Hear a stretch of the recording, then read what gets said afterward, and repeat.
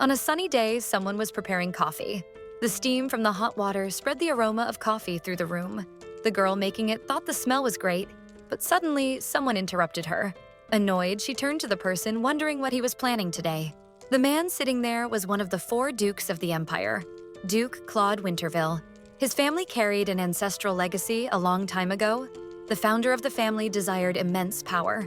Because of that, he made a pact with the demon, gaining access to monstrous physical abilities. As proof of this ancient legend, the descendants of the Winterville family inherited part of these abilities, being born with extraordinary physical powers. As a result, they produced countless sword masters, and at only 14 years old, Claude became the youngest sword master in the entire empire. The Duke's master claimed he could make the whole empire tremble, a man who seemed like a protagonist straight out of a novel. And with all that, the protagonist wondered what the hell could bring this man there. Placing the cup on her table, the girl politely asked him to enjoy his drink. While the man stared at her with crossed arms, the girl could only question why, of all places, this man would be here. The Duke stated he heard that her ex-fiancé would be visiting the cafe today. Surprised, the barista asked if he was referring to Zenon Olsen. The man she referred to was her ex-fiancé. They had broken up just 4 months ago. The girl had been charmed by his handsome looks, but all that beauty was hiding something. Upon discovering his true intentions, she couldn't stay by his side anymore. If things had gone their course, the protagonist would have married him. Drawn in by his compliments and sweet words, she would have been deceived and accepted his proposal, truly believing he was her prince and would save her from this world. But contrary to all that, Zenon actually wanted to use her to obtain the title of Duke, and she, being discovered by Claude, would have met a painful death by the blade of his sword. Obviously, all of this would only have happened if she had followed the plot of the story she had read. A story now inside the body of a character trying to avoid that fate. The protagonist opened a cafe far from the capital. Even so, despite all her efforts, Claude, the Duke destined to kill her, was right in front of her. Drinking his coffee, the Duke asked if she still had feelings for Zenon, since apparently her ex-fiancé was going to visit her confused. The girl froze for a second, then screamed in denial. She stated the man was coming on his own and hadn't even been invited. In her mind, the young woman thought there were no feelings involved. Feeling relieved they had broken up, thoughtful, Claude pointed out that for someone who had no feelings for him, she had served him quite affectionately. Trying to explain, the girl said that was only because he was a customer. Her cafe was on the verge of bankruptcy, and she couldn't afford to throw out her customers, no matter who they were. If rumors spread that she had expelled someone for personal reasons, there would be no other outcome but the closure of her business. Hearing all that, the Duke said that if that was the case, it had worked well. Annoyed, the protagonist wondered what he meant by that, doubting if the Duke was trying to mock her. Standing up, Claude approached hesitant. The protagonist took a step back, startled by his sudden advance. Claude held her hand and pulled her close, wrapping an arm around her waist. As they stared at each other, the girl wondered if this wasn't a bit too close. Their faces almost touching and stuttering with nervousness, the young woman asked what he meant by his last sentence. Claude said that since her business was going through hard times, it was lucky to have someone like him by her side. Then the man pointed out that in times like these, the young woman would need regular customers.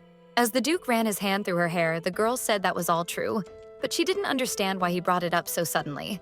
Smiling, Claude said he would be her regular customer from now on. Shocked, the protagonist froze.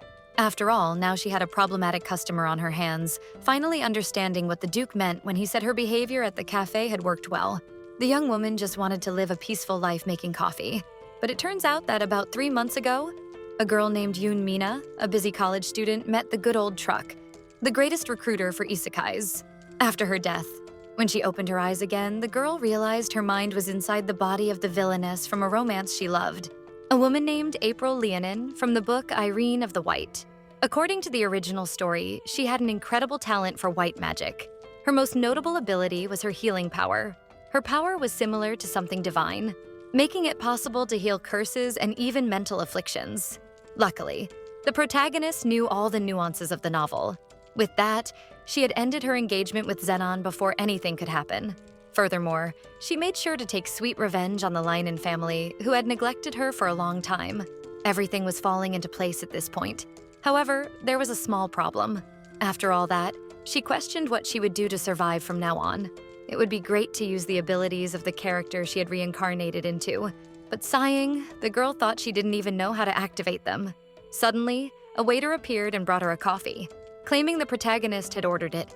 Her eyes lit up and she thought this was perfect. With an old man, she bought a property at an affordable price, then cleaned the windows, swept the floors while suffering from back pain, and then fixed the decorations until everything was finally ready. Just thinking that she was finally opening her own cafe, something she had dreamed of even before coming to this world, brought such an overwhelming emotion that she could even cry. Even though the girl ended up a bit far from the capital due to budget issues, she didn't let that shake her, trying to focus on the positive side of having opened her own cafe, and now not having to worry about dying out of nowhere because of some noble's petty fight. In her past life, all of this would have been an impossible dream. After all, she was always too busy trying to survive, which made such a task basically impossible. Ironically, who would have thought all those years of part-time work would finally serve a purpose? But this wasn't the time to dwell on the past. It was time to forget what was left behind and start over from scratch. 1 month later, the protagonist yawned and grumbled, wondering why she hadn't gotten any customers today. In reality, she knew very well that opening a cafe in a rural area would be difficult, but she didn't expect there to be so few customers. While the girl was getting ready to open the cafe, the local residents always mocked her, wondering if she was really selling anything.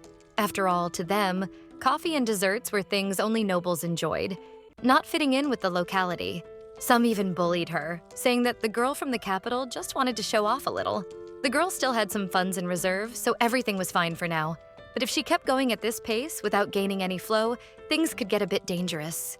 April wondered how she could attract more customers, when suddenly she noticed a boy at the window, mesmerized by the view of something. The protagonist realized the boy was looking at the cakes in the display. He had a delighted expression, practically drooling. The door opened and April approached the boy, calling out to him, asking if he didn't want to come in instead of just staring from the outside. The boy looked a bit sad, lowering his head, saying he couldn't. After all, he didn't have any money. The protagonist didn't understand at first, but the boy explained, saying he would need money to eat, but he didn't have any at the moment. Kneeling down and comforting the boy, April said he was right, that he needed money to buy something. But today she would give him a free sample. And when he asked why, the girl replied with a smile that it was because he was her first customer of the day. And with that, the protagonist joked, saying that his big older sister was also really hungry and didn't want to eat alone, then asking if they could eat together. Happy, the boy asked if they really could do that, and April agreed. With the table set, the boy sat down and the protagonist asked him to enjoy the meal. The boy thanked her and quickly began to eat. She laughed, asking him not to eat so fast, explaining that he could take his time, something the boy agreed with. Drinking a glass of milk, he pointed out that it was really delicious, like little sweet clouds were mixed into the milk. Happy April thanked him for the compliment and thought it was extremely adorable. After all, it was just a bit of honey mixed into the milk. Changing the subject, the young woman asked his name and the boy answered that his name was Asal. The barista said it was a very adorable name. Until that moment, April had no idea. But the little child now sitting right in front of her might be the reason her life would turn completely upside down. In front of the establishment, a woman was shouting, questioning how she was still supposed to deal with this. And irritated, she asked if April was going to say anything in her defense. The girl thought she couldn't quite understand. After all, her way of greeting customers had never made anyone uncomfortable. With a hand on her head, the protagonist tried to think for a moment. But the woman in front of her then questioned why she was just sighing now, while dealing with the sick child. Asal, who was holding the woman's hand, had a sad expression as he called the girl his sister. Resuming her speech, the protagonist asked if she was really saying that Asal had a stomachache after eating her food. But the woman pointed out that she had already said countless times that this wasn't the case. The incident had started about a week ago when she first met Asal. April had told the boy that whenever he was hungry, he could come to the cafe at any time. However, that was when something happened. The boy was embarrassed, saying he wouldn't be able to pay for it. But the protagonist pointed out that he didn't necessarily need to pay with money for his food, and said that instead, Asal could bring her some fresh flowers, saying she needed some for decoration, thus trying to make a fair trade with the boy. She asked for his opinion, and smiling, the boy said that would work very well. The next day, Asal started bringing her bouquets regularly, and thanks to him, the cafe was always filled with the fresh scent of flowers every day. A week passed at this point, and today, as usual, April was planning to share a meal with the boy. But a woman appeared screaming, angrily questioning how she could offer food to a child without his guardian's permission, wondering what she intended to do about the stomachache she had caused in her nephew. Uncomfortable, the protagonist thought that anyone there could see she had treated Aesol with the utmost care. She remembered that Aesol had lost his mother at the age of 3 and had to grow up without his father, leaving his Aunt Sarah as the only remaining blood relative. But despite that, the woman still didn't value the boy. Although there were no clear signs of violence or abuse, Aesol was still largely neglected. The woman didn't pay attention to his meals and often left the house, only returning late at night, leaving him alone. All that neglect was directed at a child only 5 years old. This same woman was now in front of her, demanding compensation while saying she'd have to take the boy to a doctor. And with a smile on her face, the woman even explained that since there was no doctor in their village, the protagonist should also pay for the carriage cost. With a serious expression, April thought the woman was planning to take the compensation money for herself. Clenching her fist tightly, she understood she had tried to resolve things as calmly as possible, but that might not work in this situation. Then April stepped forward and pointed out that even if the woman was his guardian, Sarah wasn't even feeding him properly, indicating that the child seemed to be left alone and neglected even without being fed.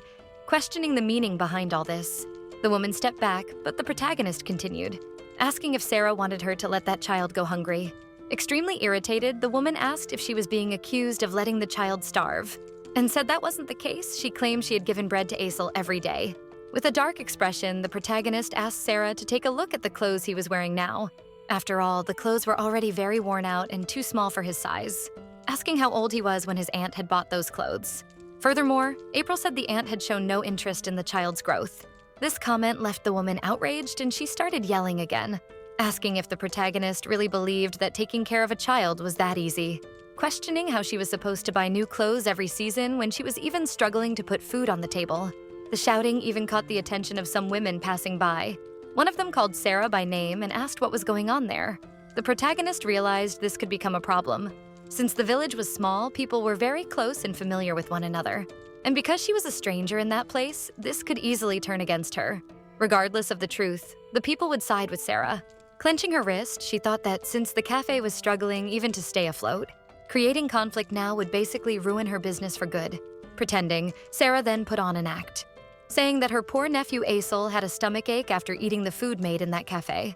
One of the women hearing that asked how the ingredients were being handled at the place, and that in this case, shouldn't they inform the other families about what happened? Outraged, the protagonist asked them to wait a moment, stating that it wasn't true.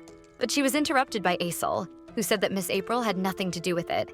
And almost crying, the boy said he wasn't actually sick and that his aunt had lied about it, pointing out that the cafe owner had only given him food when he was hungry.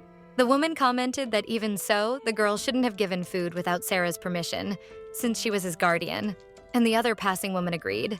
Putting a hand on her head, the protagonist chuckled a little. After all, she realized she really didn't even want to try being friends with any of those people ever again. Then, extremely irritated, she asked if she should have just let the child go hungry, and if she was wrong for doing what she did. When one of the women tried to speak, April quickly cut her off, saying that obviously it had been wrong on her part to do that without consent. But either way, using that as an excuse to say the child got sick just to extract money was equally wrong, pointing out that the village women knew even better than her how Sarah had been treating Aesol all this time. Embarrassed by the situation, the women tried to come up with an excuse to leave, saying it was getting late and they should go. Sarah, seeing she had lost their support, asked them to wait a moment, and asked Aesol how he could say that. Irritated, Sarah scolded him, asking how he could be so ungrateful after everything she had done to raise him. Then she asked if he liked the girl so much. Why didn't he just go live with her? Leaving the boy sad behind her, his aunt turned her back and kept walking, telling Aesol not to follow her. The protagonist felt distressed seeing the scene and approached. Aesol turned to her and said that his Aunt Sarah looked extremely angry, wondering what he should do from now on. The girl asked if the boy had another place to stay, but he shook his head. As tears appeared on the boy's face, the protagonist thought she never imagined she would see a child being left behind like that. Because of that, April also had to take responsibility for how Aesol ended up like this. So, putting a smile on her face, the protagonist asked if the boy would like to stay with her for a while. While crying, Aesol asked if that would really be okay, and the girl cheerfully replied that yes, it would. Sometime later, in a courtyard, women were washing clothes in a lake. They were wondering what had gone wrong with Sarah, since she seemed much more aggressive than usual at work. In her mind, the woman complained about Aesol, calling him an ungrateful brat. She thought her life had always been quite miserable. Just a little after getting married, her husband had died, and soon after, her younger brother had left the capital. And so she was forced to return, but this time with someone else. She had barely managed to convince the inhumane villagers who wanted to kick out her unmarried sister, saying she was a disgrace. After Azel was born, the house that was once desolate was once again filled with laughter and play. It was the only thing that brought them happiness. But soon after, her sister also passed away. At her grave, Sarah complained, saying that just like when she went to the capital, her sister had left her alone once again, and so she was left behind, crying in the rain. She didn't have time to blame her sister for leaving her with her child because she had to work early in the morning to make a living. Sarah had repressed those emotions for a long time because she needed to focus on work, but inevitably those negative feelings turned against the child. Deep down, she knew the boy was never at fault for any of it. However, even so, she had worked tirelessly all this time to earn money. Suddenly, someone called out to her. A man asked if by any chance she knew someone named Sarah who worked there. Turning around, Sarah said she was the person he was looking for and asked if the man needed help. He replied that the Lord was looking for her and she should follow him. The woman was speechless for a moment, confused about what was going on. In another location, the man asked her to come quickly, as he needed to ask something. He asked if Sarah had a nephew, and the woman nervously replied that yes, that was correct. When asked about the boy's age, Sarah replied that he was 5 years old, and the man continued his questions, asking what his hair color was. She didn't understand the sudden interest in Azel, but replied that his hair was silver. Smiling, the man explained that he needed to send a telegram to the Duke of Winterville's family because he believed he had finally found the child who met their criteria. Later that night, in a mansion, the Duke was at his desk with several letters, wondering what this was about. Then he realized they had finally found the child. Claude's older brother, the former Duke of Winterville, had been a deeply loving man. However, there had been a problem. The woman he got involved with was a commoner. The people of Winterville, upon discovering this, strongly opposed the marriage, and in the end, Leonard's love disappeared without a trace. She had only left behind a letter, saying she was sorry for it all. Later, Leonard discovered that his lover had been pregnant when she left, and he immediately tried to find her and his child. However, he was unsuccessful in his search. On his deathbed, he begged his younger brother to please find his child. The former Duke had passed away last winter due to a chronic illness. In the present, the current Duke was smoking a cigarette. Claude thought that this had truly taken a long time. The only clue he had received from the woman was her name, Jane. It had been over a year since letters were sent to the local lords asking for help in finding the child. After all this time, his nephew had finally been discovered, but something bothered him. If the child were to become the rightful heir, he shouldn't have to suffer through something as troublesome as love or marriage. So Claude wondered exactly where the boy was, putting out his cigarette. The man in front of him replied that he was in the territory of Sioren, and the Duke asked him to ready the mana portal, since he would be heading to that territory immediately. Later, the protagonist and Azel were in a room, the boy sleeping with a cloth on his forehead. Apparently, the boy's fever kept rising, which made the protagonist wonder if it was all due to stress. After all, like it or not, Sarah was the only family the boy had, and being ignored like that in front of him must have been a huge shock. Still clearly unwell, he tried to say he was fine, but the protagonist asked him not to worry and to just rest a bit. April then asked if he was hungry, since he hadn't been able to finish dinner because he was sick. Azel said he was a little hungry, but didn't really want to eat anything right now. The protagonist thought that apparently his throat was quite swollen, so it was normal for him to have no appetite. Trying to cheer him up, April remembered she could give him a bit of hot chocolate. The boy didn't understand, asking what that was. The young woman replied that it was just something delicious. Already in the kitchen, she prepared a chocolate solution in a bowl over a water bath, thinking that it was something all children liked. But either way, if his fever didn't break and started to drop quickly, they could end up having problems. She remembered Sarah saying there wasn't a doctor in the village, so because of that, finding first aid would be very difficult. And unfortunately, there were no medical supplies in her home. As an outsider there, the girl had no way of knowing something like this would happen. April even asked the local villagers, but all she received was rejection and mockery. Irritated, she thought that this was unacceptable. After all she was asking for was help for a sick child. But there was no point in getting angry now. The protagonist had to hope for the best and believe the boy would get better soon. And so, April finished making the hot chocolate. As the boy drank it, he truly thought it was absolutely delicious, and the young woman was happy that Azel liked it. With his spoon, he asked what that white thing was, and the girl replied that it was called a marshmallow. Smiling, the boy said it was a name that sounded really cute, just like a cloud. After the meal, the protagonist asked the boy to close his eyes and sleep, but Azel said he wanted to play a little more. April replied that they shouldn't do that, after all. He was sick and needed to rest a lot to recover, so they should sleep now and play tomorrow. Smiling, the boy agreed. The next day, the protagonist was sleeping in the corner of the bed while Asel called out to her. While April was still waking up, her eyes sleepy, the boy, sitting up on the bed, said that his fever was gone, happily saying he didn't feel any pain anymore. Surprised, the protagonist thought something was wrong and asked to check. After all, the boy hadn't taken any medicine, so there was no way he could have improved that much. Placing her hand on his forehead, April realized that what he was saying was true. But worried, she still asked if Asel really felt better. And smiling, the boy replied, yes, that he didn't feel any pain anymore, saying it was all thanks to her hot chocolate. The protagonist sighed happily, and pinching his cheek, she asked if Asel would like another cup. But the boy tried to lie, saying no. April said she figured she had no choice, saying she was going to make another one for him. Cheerful, the boy asked if that was true, but the protagonist said they should at least buy some bread for breakfast first. Arriving at the bakery, a woman with crossed arms said she was sorry, claiming all the bread had been sold for the day. But that was clearly a lie, with many loaves still on the shelf, which outraged the protagonist. Shaking her head, the vendor explained that all of them were reserved. The protagonist realized she was really a liar since she had seen a child buying a bag of bread just moments ago. All of this was just discrimination. Feeling the squeeze on her hand, Asel called her. But trying to remain positive, she said it was okay, and that she would bake some bread herself. The boy smiled and agreed. Back at home, April separated the ingredients and placed them on the table, finally putting on her apron. She then wondered what she should make for the meal. April thought white bread took a long time to rise, so instead she could make some buns. And so she began cooking, mixing the ingredients and rolling the dough. The boy asked if he could help with anything, and the protagonist said it was fine, asking if Asel would like to make the next one. Focused, he placed the mold around the dough, pressing and shaping it. Seeing the boy excited about the shape, the protagonist found it truly adorable. Patting his head, the protagonist praised him, but said she'd finish the rest now. First, she needed to place the cut dough on a buttered tray, then brush the surface with egg yolk, before putting it in the oven. After that, she would let them bake for 20 minutes and they'd be ready for breakfast. Perfect to eat with eggs and bacon.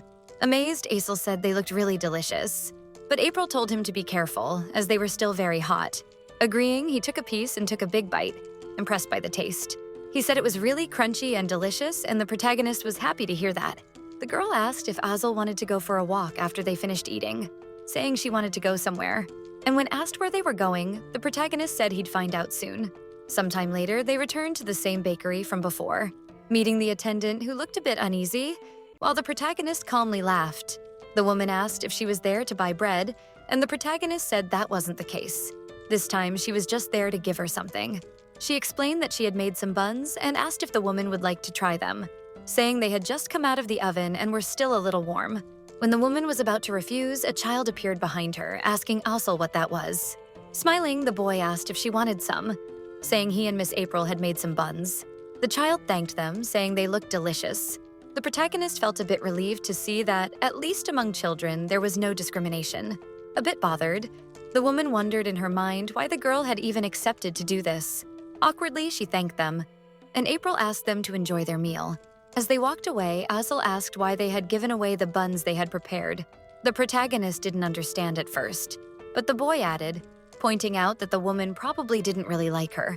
The protagonist said she knew that, and added that the bakery owner had never sold her anything. The boy, confused, then asked why she gave her the buns. Smiling a little, the protagonist said that just because someone is mean doesn't mean she has to become mean too. And anyway, if she treats her kindly, maybe she'll be treated the same way in return. A bit downcast, the boy asked what she would do if they kept treating her badly. April, thoughtful, simply said that in that case, there wouldn't be anything else she could do. Because after all, even if she was kind, it didn't mean she would receive kindness in return. While the conversation continued, we got a brief introduction to the boxing cat. April then stated that either way, they couldn't let the perfect buns they had baked go to waste.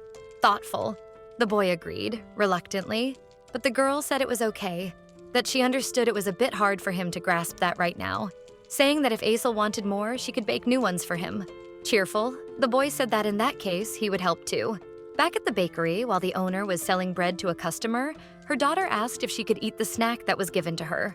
The woman told her not to eat it, In her mind, she thought she should have done something to drive them away that morning, complaining that she probably wouldn't have enough salt for that. Like any being her age, the child didn't listen and took a bite, saying it was really delicious.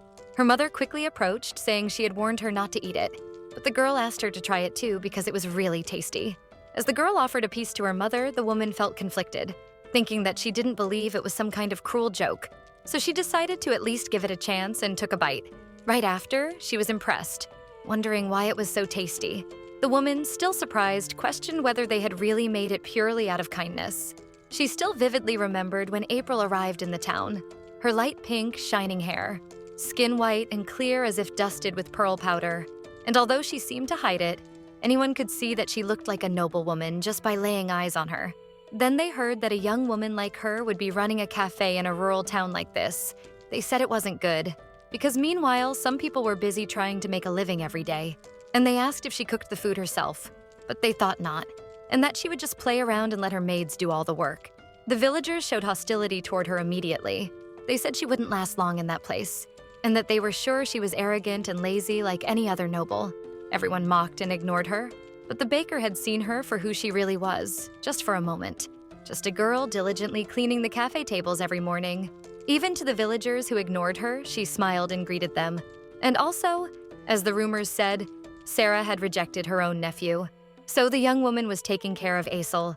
Contrary to the villagers' expectations, April was a sincere person. The baker then murmured that she thought she'd have to apologize later. Smiling at her daughter, she asked if she wanted to go to the cafe with her mother, and that in exchange for the buns, she would also bring some bread.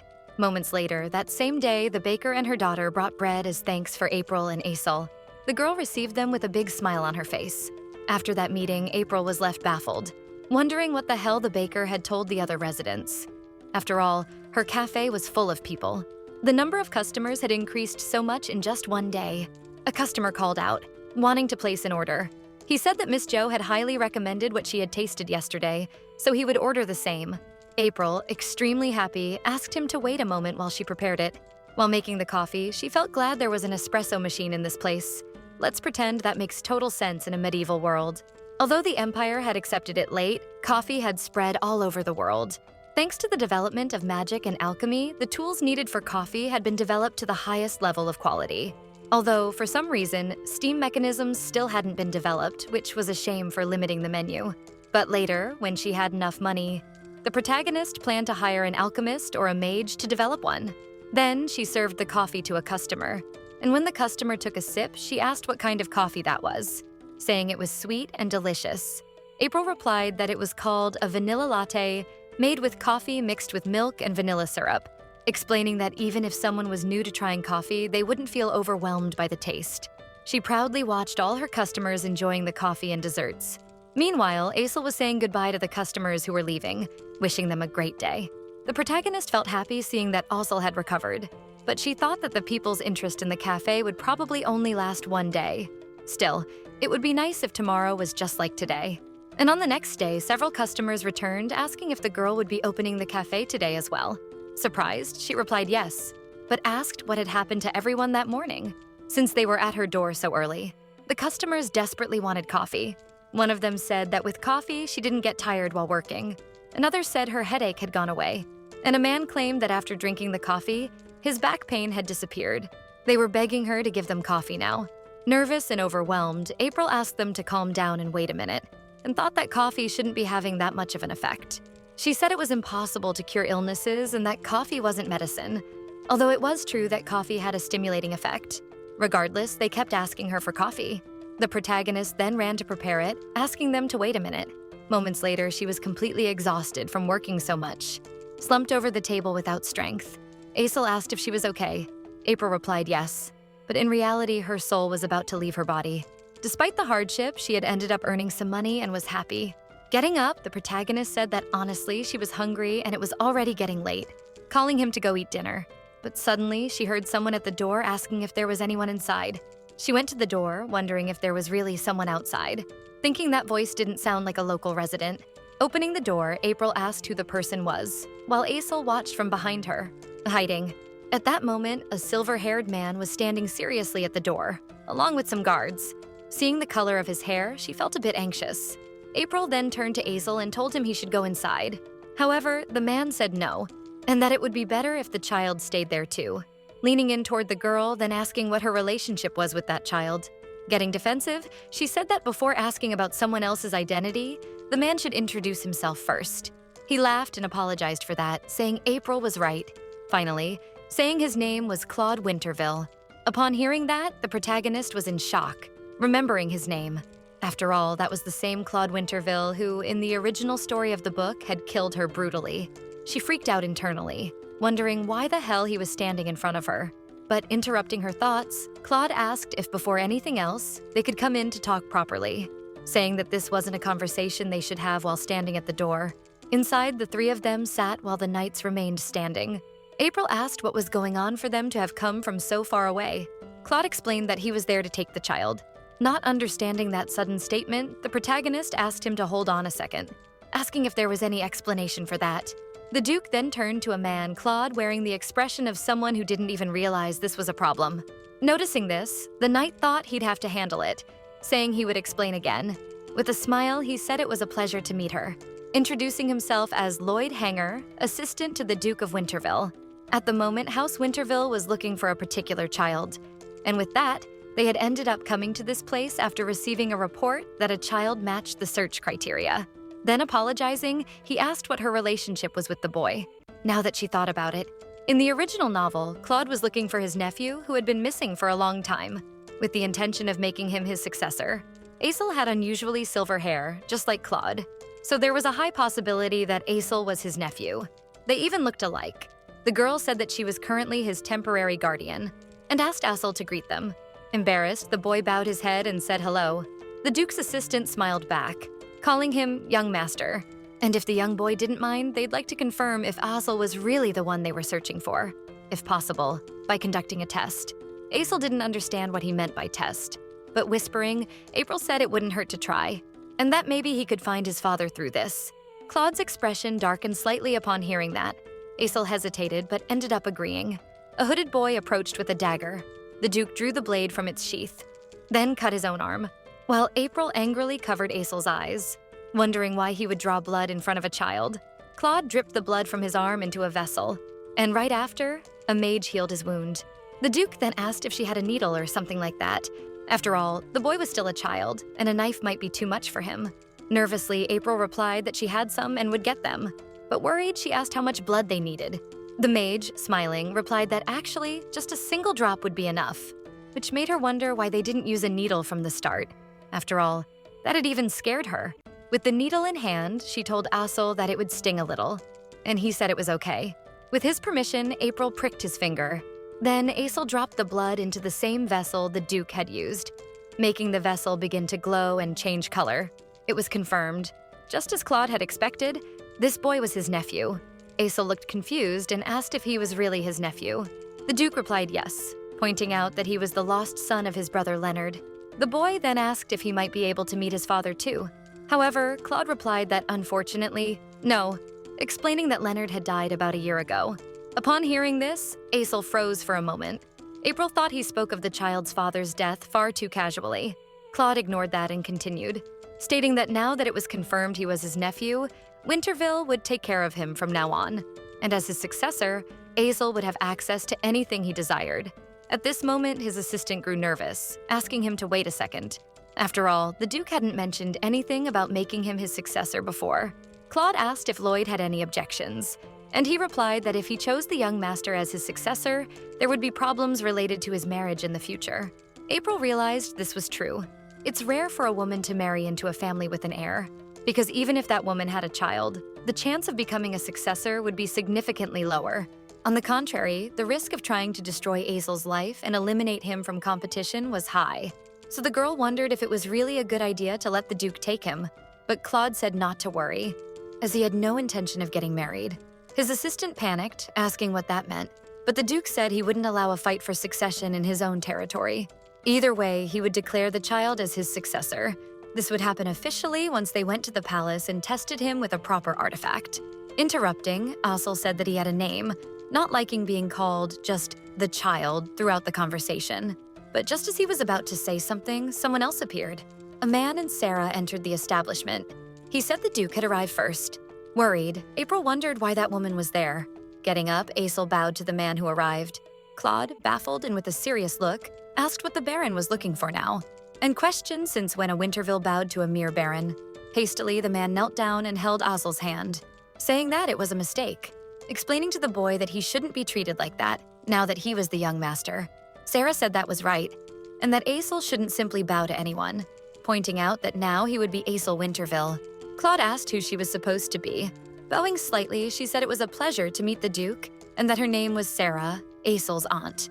The woman continued, claiming to be his only family and lying about getting along well with him, saying they were so close the boy got anxious without her around. April quickly realized the lie.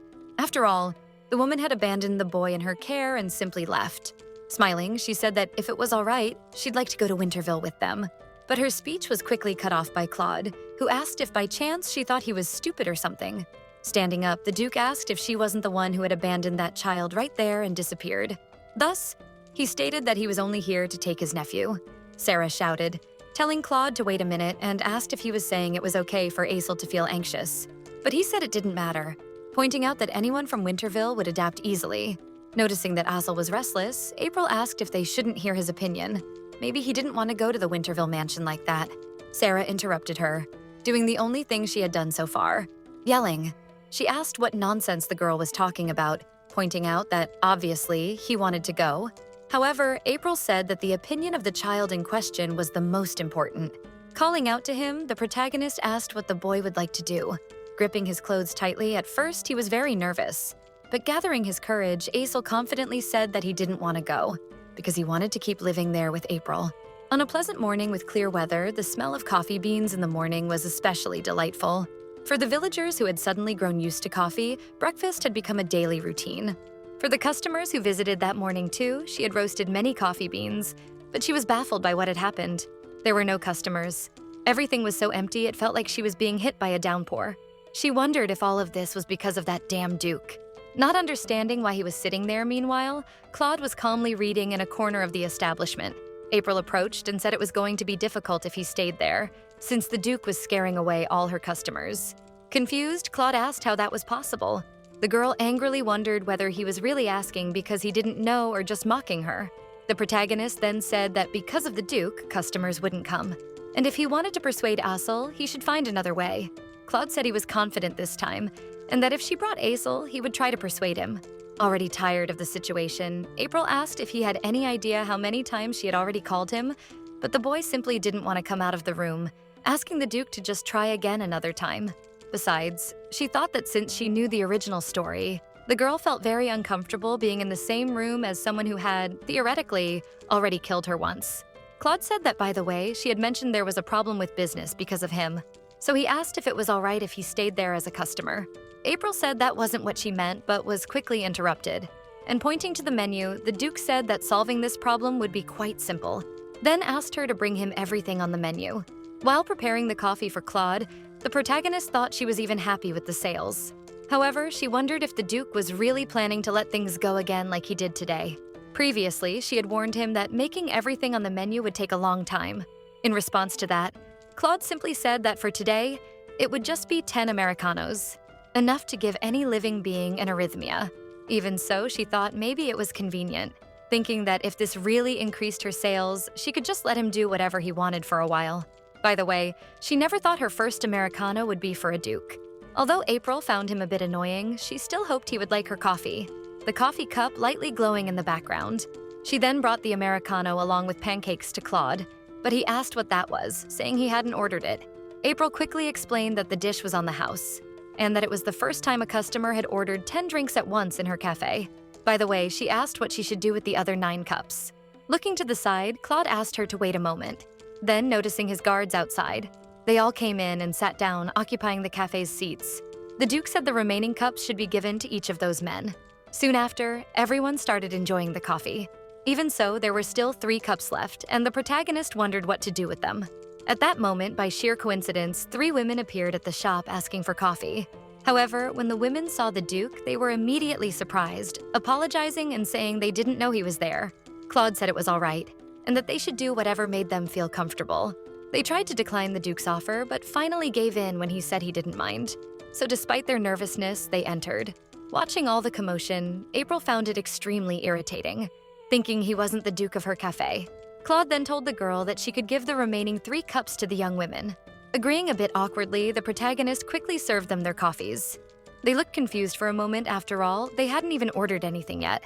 The protagonist informed them that this was an American-style coffee and pointed out that the Duke himself had bought it for them.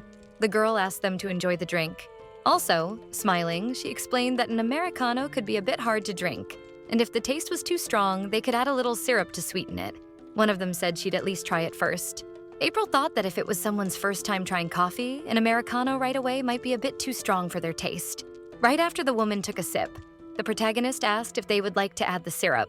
One of them said she liked it, while another, a little embarrassed, said she would like some, feeling the bitterness was too strong. After that, whenever customers saw Claude, they tried to escape at the first opportunity. Despite his threatening tone asking them to come in, they kept hesitating but eventually entered the cafe. Claude's presence created a strange atmosphere for a moment, but as soon as the coffee was served, that feeling quickly disappeared. And before she realized it, the cafe was once again filled with the smell of coffee and the buzz of people. By late afternoon, Claude was getting ready to leave, but before going, he said he'd be back tomorrow. The protagonist asked why he was coming back, and the Duke simply said he hadn't been able to see Azel today. April said she would do her best to help him reach the boy, even if the Duke didn't come back tomorrow. But while finishing her sentence, Claude interrupted her, saying he had forgotten to pay the bill. Then he asked her to accept this, placing a dozen gold coins on the table. Shocked, the protagonist wondered why it looked like there was way more than there should be. April then asked if that wasn't too much. Claude pointed out that it was because of him. After all, due to his presence, the girl had barely been able to work properly, and asked if that amount was enough to cover the trouble. He also asked April not to refuse and just accept it as compensation. Nervous, the protagonist wondered if this was how rich people lived, nearly blinded by the endless shine. She said that if that was the case, she would accept without hesitation, making him pleased. As he left, the Duke said he would be back tomorrow. Going to the room, April asked if Azel was hungry, calling him for dinner. Wrapped in a pile of blankets like he was hiding, Azel peeked out, asking if the man had already left. The protagonist laughed at the way Azel referred to the Duke. Sitting on the bed, the girl said he shouldn't call him that. After all, the man was his uncle. Besides, last time he was here, the Duke called him his nephew. But Azel retorted, asking if she didn't find it ridiculous to think he was a Duke's nephew. April asked why he thought that, and said that actually, she believed Azel and the Duke were quite similar. Looking down, the boy said he didn't really know. She realized that Azel was still a little unsettled, so changing the subject, she asked if he wanted to have dinner first. Later, after finishing his meal, the boy thanked her for the food. The protagonist asked if it was good, and he quickly confirmed that it was. Staring at him for a moment, the girl paused to think. Then she decided to bring the subject back to the table, calling for Azel. April asked if he really didn't want to go with Claude. Sad, Azel asked if she was trying to send him away. Approaching and gently taking his hand, she denied it, saying obviously not, pointing out that he knew that wasn't what she meant. April just hoped Azel would stay in a good environment. Calming him, the girl also pointed out that if he wished so, if he didn't want to go with the Duke, he could stay with her for as long as needed. Azel asked her if she would still cook his meals every day, but the girl reminded him that technically he was paying the price every day. April reminded him of their last deal, that he wouldn't use money to eat there. Excited, the boy pointed out that she had asked for flowers. She said that was exactly it, and so he didn't have to worry about anything. He could take it easy. Then the boy said that starting tomorrow, he would pick even prettier flowers. Right after, he ran off excitedly, but the protagonist remained at the table, worried and wondering if this would really be okay. And remembering Claude's words, she wondered if things would stay this way even if she didn't send Azel to him. At night and in another location, Lloyd was apologizing to his lord. He had made sure to rent the best room in the area, but even so, they were still in a rural region, so the quality was a little poor by noble standards. The Duke said it would do for now and that there was nothing they could do anyway. The man asked if the Duke shouldn't return to the capital first. Meanwhile, he would stay there and do his best to persuade the young master and bring him to Winterville. The Duke explained that since it was about his nephew, he would handle it personally. So it was fine, and Lloyd had nothing to worry about regarding that. Until recently, the Duke had been living in the capital searching for Azel. The territory of Winterville was located on the northernmost mountain sustained by the Empire. It was a place full of monsters until he had risen to the rank of Duke. He frequently participated in monster subjugation missions while his brother Leonard was ill, and because of that, He was used to camping in cold and inhospitable places. Besides, it didn't matter the place. The lack of sleep never bothered him. Saying he needed to rest, the Duke said they would stop there and that Lloyd could leave him now. The man bowed, saying that in that case he would light some incense to help him sleep. After doing so and covering his nose, the man took his leave, asking his lord to rest well. It happened that the Duke had incredible physical capabilities, but this was both a blessing and a curse for the Winterville family.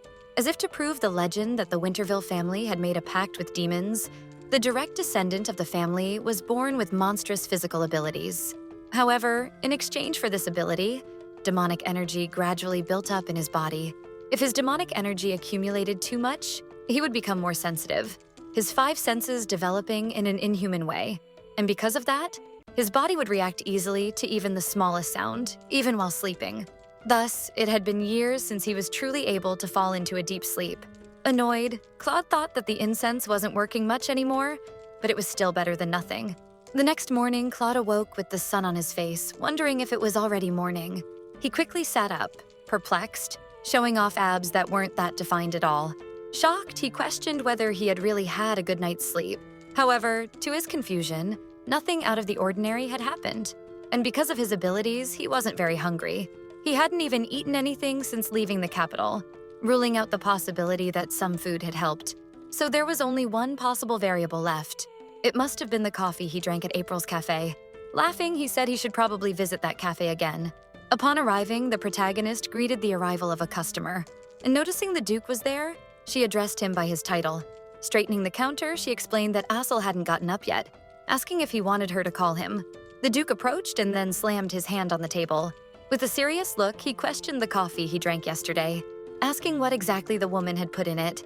A little confused, the protagonist explained that if it was about the Americano she had made, there was nothing unusual in it. Intrigued, he pressed again, asking if that was really true. But the girl firmly confirmed, pointing out that she had just made it with espresso and water. In other words, it was just coffee. Still a bit curious, the Duke asked what kind of water she had used. The girl said she had used the village's regular water. In her mind, she wondered why he was asking this kind of thing, believing something strange might be going on. Turning around, Claude stated that he needed to check her kitchen for himself, which shocked the protagonist, asking him to wait a moment. After all, if he entered like that out of nowhere. But suddenly someone shouted, telling him not to even think about it, pointing out that he shouldn't harass Miss April. It was Assel shouting, having just gotten out of bed. Both paused for a moment, looking at the boy. Assel placed himself between the two, asking the Duke to apologize to her. Confused, Claude asked the child to wait a moment. After all, he just wanted to investigate something. But he was interrupted again, with the child insisting that he apologize. A little disturbed, the Duke said fine, and that he had no intention of embarrassing her. So he was apologizing for having been rude. The protagonist said it was all right, explaining she had just gotten a little startled. In her mind, the girl thought she didn't expect him to apologize so kindly. After all, most nobles she'd met so far were rather disoriented and disrespectful. When she saw Claude introduce himself, emphasizing that he was a Winterville, the girl thought he'd be just like them. Still a bit awkward, April asked why he had questioned her earlier, asking if perhaps the coffee had tasted strange. The Duke replied that wasn't the case, and that her coffee was simply delicious. Finding that to be a good thing, she still didn't understand why or what the reason was, but Claude pointed out that he wanted to verify something, and asked if she could make a cup of coffee in front of him. Sometime later in the kitchen, the Duke and his aide were in front of the protagonist. A bit annoyed, she asked if all she had to do was prepare coffee while they watched. With his arms crossed, Claude nodded, while Lloyd looked a bit awkward. After all, he had been dragged in while just waiting around, wondering what the hell was going on there. The protagonist said it wasn't an impossible request, but she didn't understand the reason for it. The Duke explained that he just wanted to see how the coffee was made. His companion was a little dumbfounded. After all, he didn't think his lord would suddenly be interested in learning how to make coffee out of absolutely nowhere. Hearing all of this, the protagonist said that in that case, they could feel free to take a closer look. But she still didn't understand why the Duke would come up with such a flimsy lie. So she began to prepare the coffee. First, putting the kettle on to boil water. Meanwhile, she placed the beans in the coffee grinder until they turned to powder, inserting the ground beans into the portafilter, and compacting them with the tamper. Now, all she needed to do was insert the portafilter into the machine and brew the espresso. Just that. Noticing that the two were watching her impressed, April wondered if making coffee was really that amazing. but in the end, she thought it made a bit of sense, since they had probably never seen someone making coffee this way. Finally, she added the boiled water to the cup. It was just pouring it, and the extracted espresso was ready.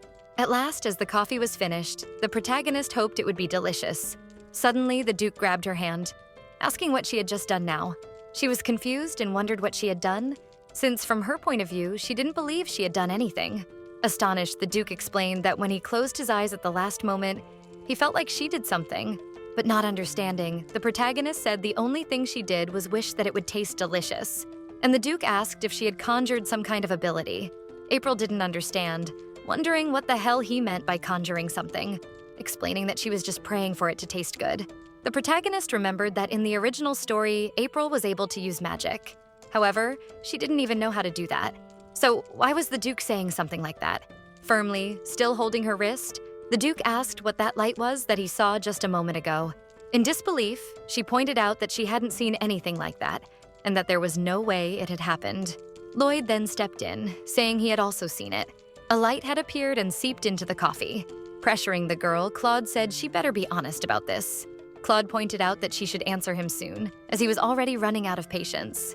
Asking what the hell she had put in the coffee to make him sleep, the girl didn't understand what he was talking about, not getting what he meant about putting him to sleep.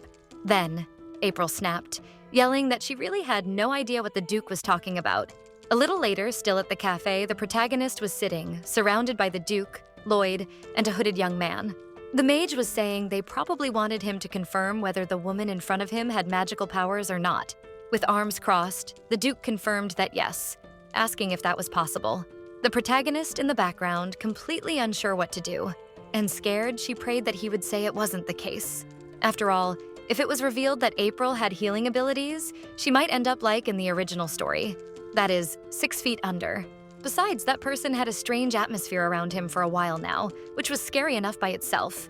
Saying that it was possible, the young man asked if he should try, while the protagonist mentally begged him not to. He asked the girl to extend her hand for a moment, which April did basically in tears, her hope for survival shrinking in her mind. Upon touching her hand, a bright light began to shine, surprising the girl. She didn't understand at first, but while the man finished, the Duke asked what the result of the test was. Astonished, the boy said that wasn't it, pointing out that the girl, moreover, had a rare white attribute. Realizing it was healing power, the man looked down on her, while the protagonist sweated a little. The hooded boy then said that it was exactly that. Although very similar to holy power, it was still a healing ability. Placing his hand thoughtfully on his chin, the Duke asked if it was possible for someone to use magic without even knowing it. While praying for her life, the girl hoped the mage would answer yes. Thankfully, that was the case, and the girl sighed in relief, thinking she'd probably survive.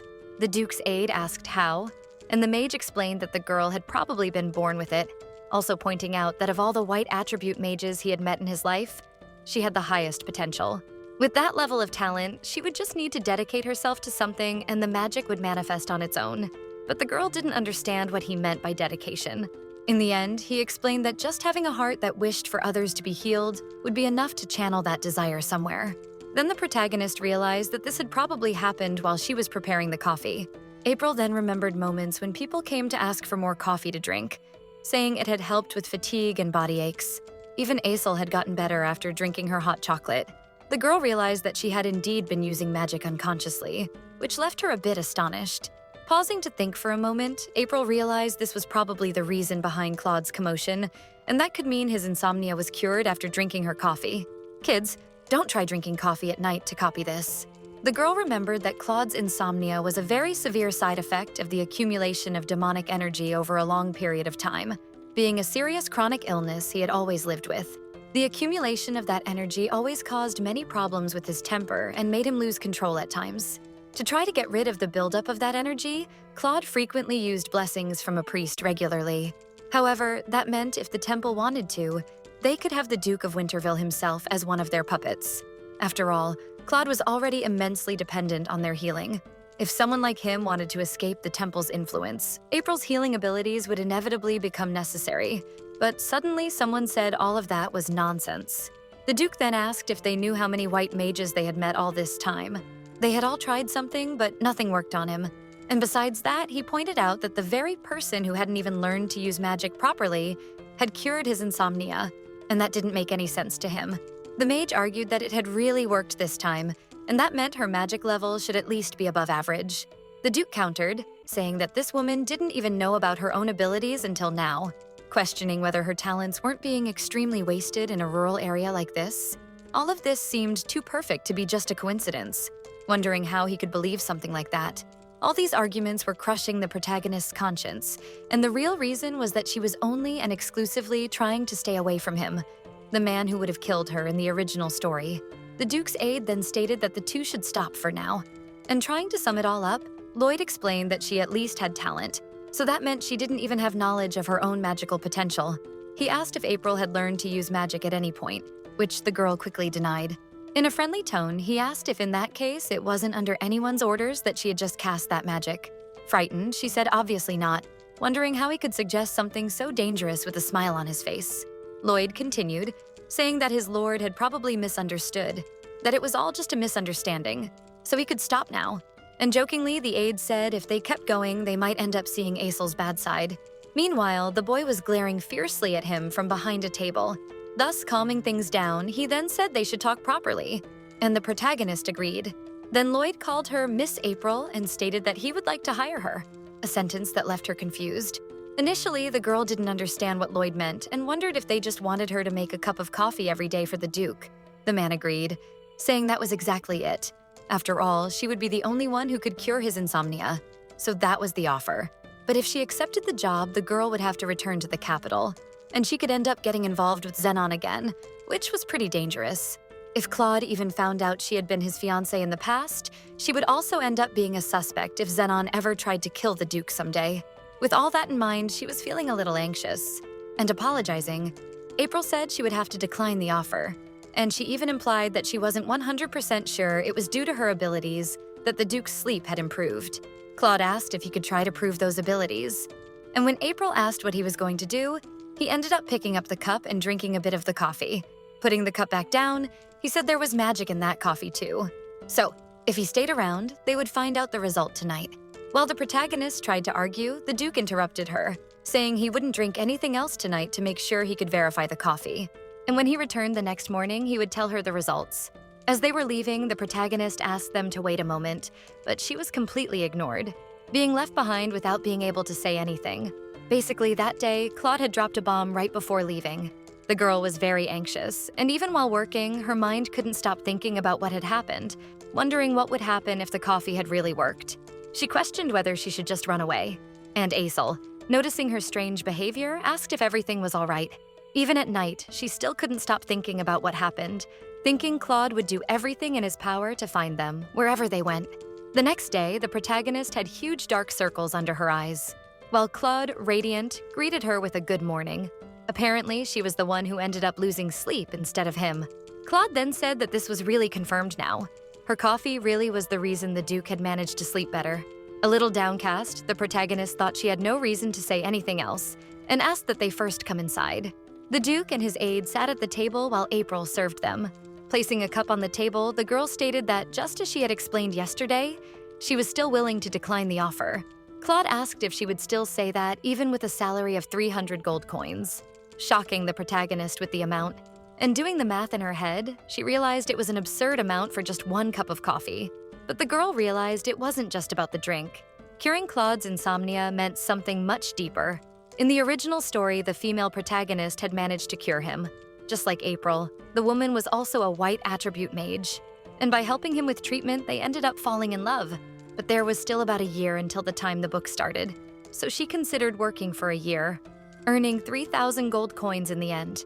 Noticing her hesitation, the Duke pointed out that they could still adopt a confidentiality clause, adding 200 gold coins per month.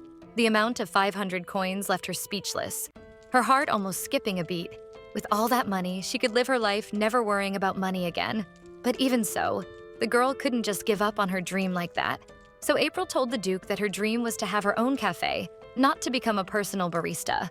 Standing up, Claude said that if that was the case, she could have said so earlier, asking her what she thought about opening a coffee shop in the capital. Startled, April asked if she could really do that. The Duke pointed out that yes, she could, explaining that the girl could work normally in the cafe during the day, and all he wanted was just a cup of coffee before going to sleep. The aide drank his coffee calmly while the two debated, apparently already used to Claude's negotiations. The protagonist argued that it was too much money, and Claude said it was a fair price for her skills, adding that he would also provide the funds for the café. The Duke concluded, stating that the name and profit would be entirely hers. That was the final blow. Everything was just too perfect.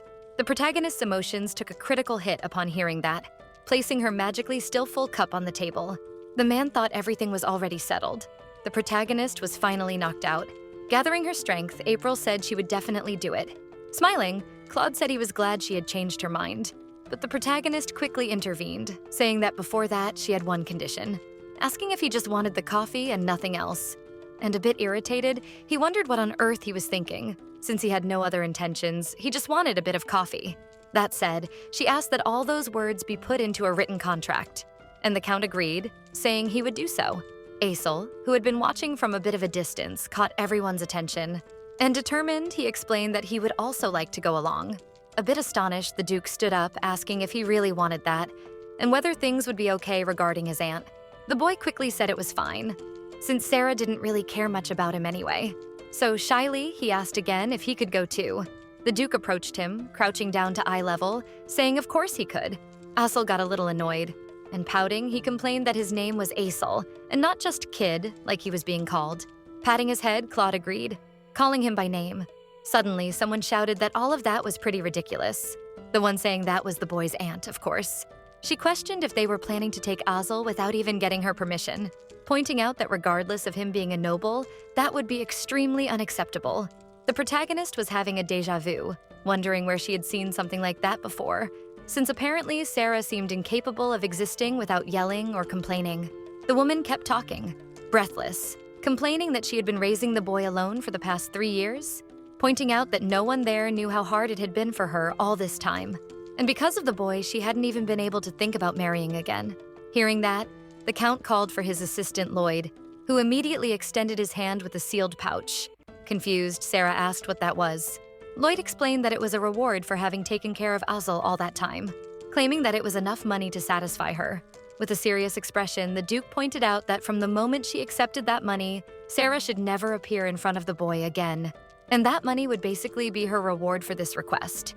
Holding the money in her hands, the woman agreed, a little calmer. Turning to Aesel, she called out to him. Sarah explained that he had also had a hard time living with her. The boy was a bit surprised to hear her say something like that. As she left, she explained that Aesel should go and live well. Seeing that, the protagonist wondered if Sarah actually had a long-standing affection for Aesel. April believed the woman would react differently, even thinking Sarah would feel relieved by this, treating Aesel as a burden. But all she felt during that final farewell was that the woman seemed extremely lonely. Aesel then called out to the Duke, and he asked what had happened. The boy then asked if he could call him uncle, which left Claude a little surprised. But complaining that it was quite sudden, the Duke told him to do as he pleased, calling Aesel a cheeky kid and flicking his forehead. Aesel complained again, saying he wasn't a child and that he had a name. And he also asked why he had been hit. The Duke then explained that he'd call him whatever he wanted. Laughing, the protagonist thought the two seemed very close, as if they had grown up together. Unlike this, in the original story, Aesel and Claude had a much more distant relationship. Claude was a cold uncle with no affection for family, and the boy was a rude nephew with no charm at all. They were anything but a close family. But looking now, the two really looked like a good family. That night, the protagonist and Aesel were in the kitchen, and looking at the package in the girl's hand, he asked what that was. April explained that it was a package of butter, and the boy asked why April had bought so much butter if they were leaving tomorrow. She explained that she wanted to make something for the villagers before they left. Surprised, Aesel asked what it would be. Smiling and joking, April asked if he wouldn't like to guess. Starting the meal prep. The protagonist explained that first, they needed pre-processed walnuts, which made the boy curious about what the term pre-processed meant. April explained that walnuts, as they were, needed to be stored separately from their shells. Otherwise, the inner shell would go rancid, which would change the flavor. Next, he asked what the word rancid meant, making the girl laugh a little. Before that, she asked if he wanted a bite first, and Aesel tasted it. The protagonist then asked what it tasted like, and he said it was acceptable, but a little bitter. So she explained that this was the rancid flavor she had mentioned. The boy then asked if after doing that process, the bitter taste would go away. And the protagonist explained that yes, and that they would compare them as soon as she finished pre-processing them. Next, April explained how to pre-process walnuts. First, you had to chop them into appropriate sizes and cook them in a pan for 2 minutes. Then you would wash them to remove any impurities that might remain using cold water. Soon after, you would spread them evenly on a wide baking tray and place them in the oven, letting them roast for 15 minutes. And finally, the pre-processing would be done and you'd have a batch of walnuts without that bitter taste. Blowing on a walnut, the protagonist asked if Asel would like to try it and tell her how it tasted. He now said it was totally different from before. The girl said that, however, they shouldn't eat too much of it, or it might cause a bit of a stomachache. The next step of the recipe would be cutting the butter into pieces the size of a pinky fingernail and placing them in a bowl, adding sugar and mashing them using a spatula. The girl thought that at times like this, she really wished she had a mixer, like a whipped cream machine. Since the Duke said he would support the opening of her cafe, she could ask him to introduce her to an alchemist. But she thinks about rejecting the idea, since alchemists usually cost a lot, turning her focus back to the recipe. When the butter and sugar are mixed until they reach a soft consistency, she adds an egg and continues mixing. Then, adding flour and salt and a little baking powder. And of course, you needed to sift the powder before mixing everything. Then, when the dough is mixed and prepared, they should add the pre-processed walnuts along with chocolate chips and mix well. And finally, the recipe would be ready. In the end, the protagonist, a bit stunned, realizes she was missing something more important. In her mind, she hopes that everyone who eats these cookies will be healthy and happy. A bright light appears in her hands, illuminating the cookie jar. Then, after shaping the dough, it was finally ready and just needed to be baked in the oven. The sight of the cookies leaves the boy amazed, and he asks if he could eat at least one. A bit unsure how to respond, the protagonist thinks there's a lot of chocolate in them, so she needs to wait for them to cool down a bit. So April decides she'll give him just one cookie, which should be fine. She explains that he could take one, but since it's already late, Asel would only eat one, which the boy happily agrees to. The next day, the protagonist and Asel walked through the village handing out the cookies they had made the night before. A woman thanked her, saying she would enjoy them well, and the protagonist said she didn't do anything special, thanking them for everything they had done over time. The woman pointed out that they should come back later to visit her, as she would make delicious bread for them. She and her little girl said goodbye to the boy, asking Asel to take care. He replied, telling them to take care as well. The protagonist was feeling that something was strange. After all, to her surprise, everyone was reacting well to her. So, saying that now they should go, April thinks that maybe this town had grown a bit on her. After everything they handed out, only 2 little bags of cookies remained, and Asel looked at her with a bit of interest. April asked if the boy would like to take them, but he quickly refused. A bit confused, the boy asked if April could give him the remaining cookies, since there was someone he really wanted to give them to. She said that was fine, but asked the boy to be careful and return safely. Later, it started raining in the village and the two walked with umbrellas toward the Duke. Claude was waiting for them, asking if they had finished everything they needed to do. The protagonist explained that yes, and that they were returning. April recalled that many things had changed from the original story. She had broken off her engagement with Zenon Olsen, and Asel and Claude had managed to develop a closer relationship, the boy even giving him the last remaining bag of cookies. But despite that, she couldn't stop worrying a little. But trying to be positive, she was sure everything would be fine once they arrived in the capital, riding in a carriage drawn by 2 white horses. From inside, the protagonist thought that having money was truly amazing. After all, they arrived in the capital in just a few minutes through a mana gate, wondering how rich the Wintervilles really were. The protagonist and the boy looked out of the carriage, finding everything so cool, while the Duke simply watched them without reacting. Shortly after, Asel pointed out that there were many people outside, and April said that, come to think of it, it was the boy's first time in the capital. Agreeing with that, he asked the Duke if that was where his house was too. Claude confirmed that yes, and said that from now on it would be his home too, pointing out that they should arrive soon. Passing through the gates of a property, Claude got out of the carriage. In front of him, several servants waited to welcome him back. The Duke then held Asel in his arms, surprising him and lifting him from the carriage. And placing him on the ground, Claude apologized if he had scared Asel, and the boy said it was fine, finally thanking him. The protagonist thought that for some reason that made her heart skip a beat, and Claude suddenly extended his hand to her. April initially didn't understand what was happening, or why he was extending his hand to her, wondering if he would help her too. The Duke asked why she wasn't coming and if something was wrong, but in her mind, the girl asked to wait a moment. The protagonist wasn't sure if the April from the story had ever held hands like that with a man, and she herself had never held anyone's hand in her life. The girl was afraid she wouldn't even be able to control her anxiety. Claude chuckles lightly, and taking her hand, he pulls her close. With her by his side, the Duke ironically asks if she wasn't seriously getting shy right now, a line that leaves the butlers speechless. Still holding his hand, the protagonist's face turns red, a little embarrassed. April tries to hide it, saying that, actually, she wasn't. One of the butlers nearly faints at the scene, and a maid tries to bring him back to his senses. The protagonist asks if the Duke was messing with her right now, but the butler then draws their attention, signaling that his master was welcome back. With all the servants bowing, Claude asks if they had prepared everything he had requested. In the epilogue of Sarah's story, she wondered where that sudden rain had come from, complaining about being completely soaked. Then the woman notices a bag of cookies hanging on the doorknob. Taking it, Sarah begins to read the message that was written. In it, Aisel said thank you to his aunt, expressing gratitude for everything she had done so far. Holding that and almost crying, she thinks that she ended up losing her chance to apologize. Back at the mansion, the butler explains that, just as he had commanded, they had prepared the emerald room and the guest room. Claude then says they did a good job. The butler turns to Aisel, asking who this young man might be. The Duke then explains that this child was his nephew, Aisel Winterville. The servant then points out that the resemblance between him and Master Leonard was quite visible. Curious, the butler also asks who this young lady was, probably thinking she might be a romantic prospect for the Duke. Claude explains that this was Miss April, pointing out that she would be taking care of Aisel and planned to open a cafe on the same street as the Winterville house, then asking that they treat her with respect. When asked if his mother had not come with the boy, the Duke explains that unfortunately she had passed away 3 years ago.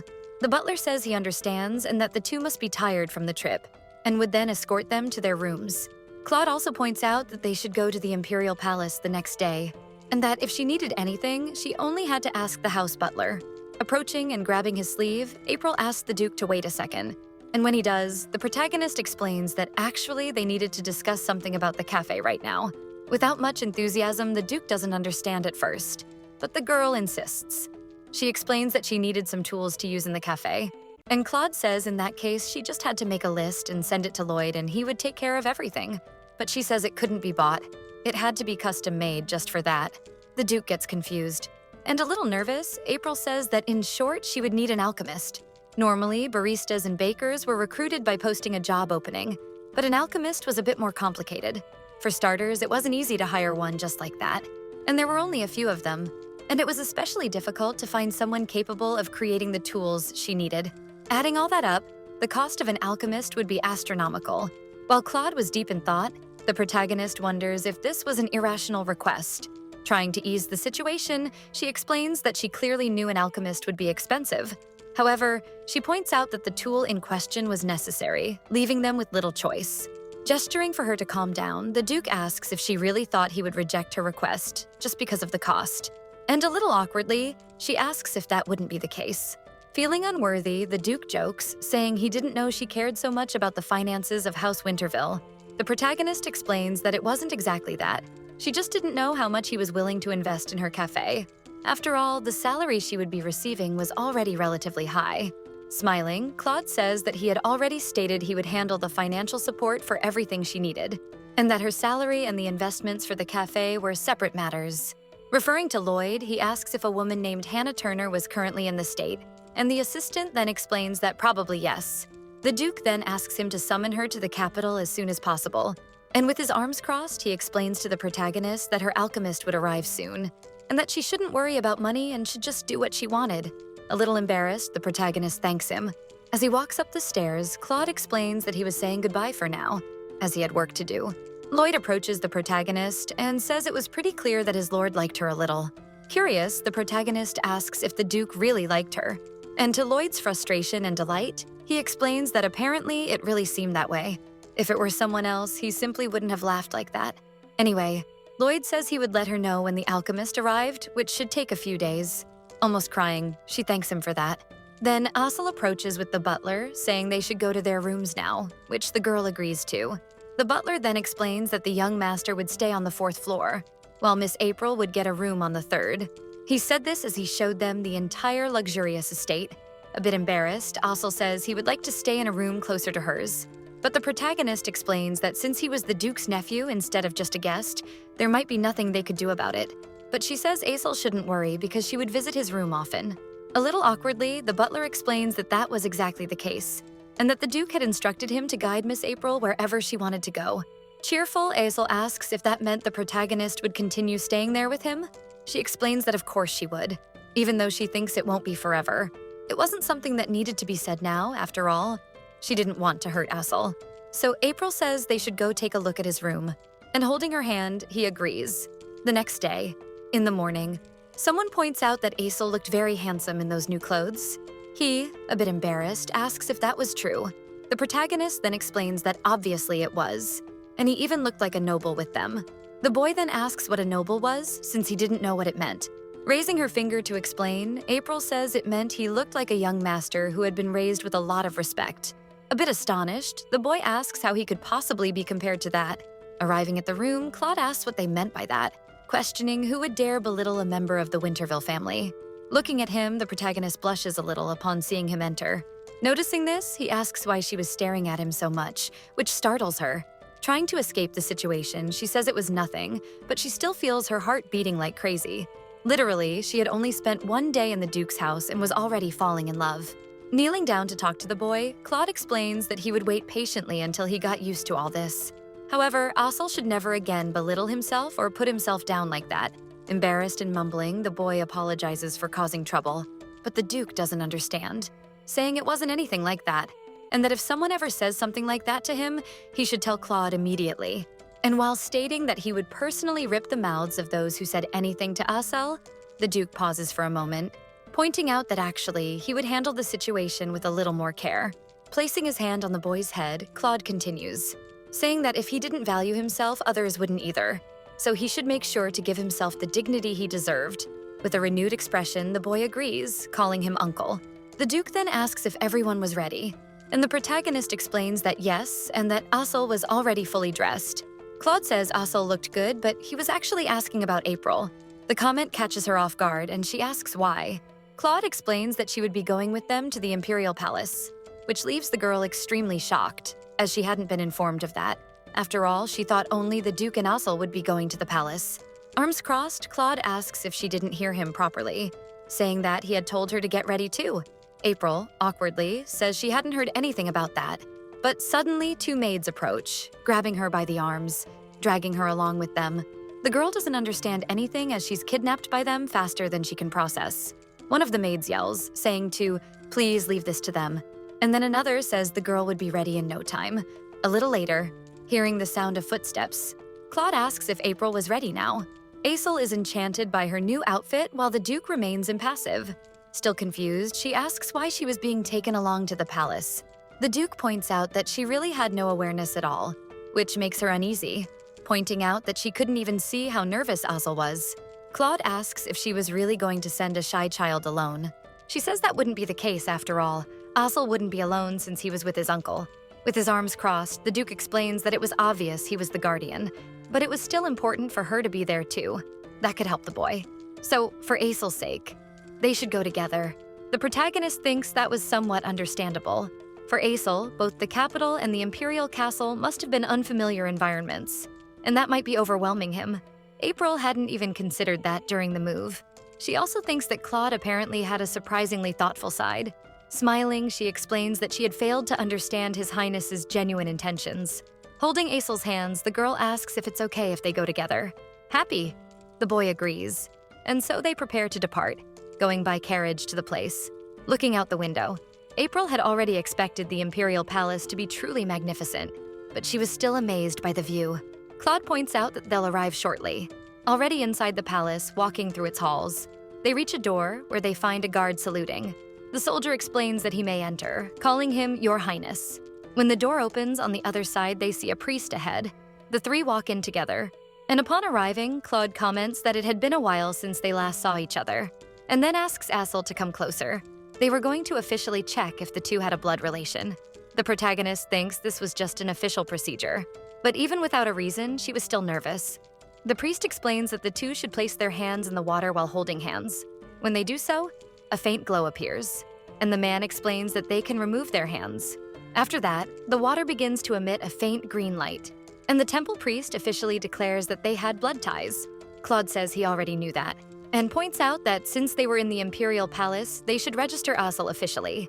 The protagonist explains that in that case, she would go to the lounge, and signals that, in truth, her feet were killing her. After all, she was in high heels. Claude says that's fine and that they'd meet in about an hour. April then asks the boy if he'd be okay going with the Duke. Concerned about her, Asel says yes, asking her to rest a little.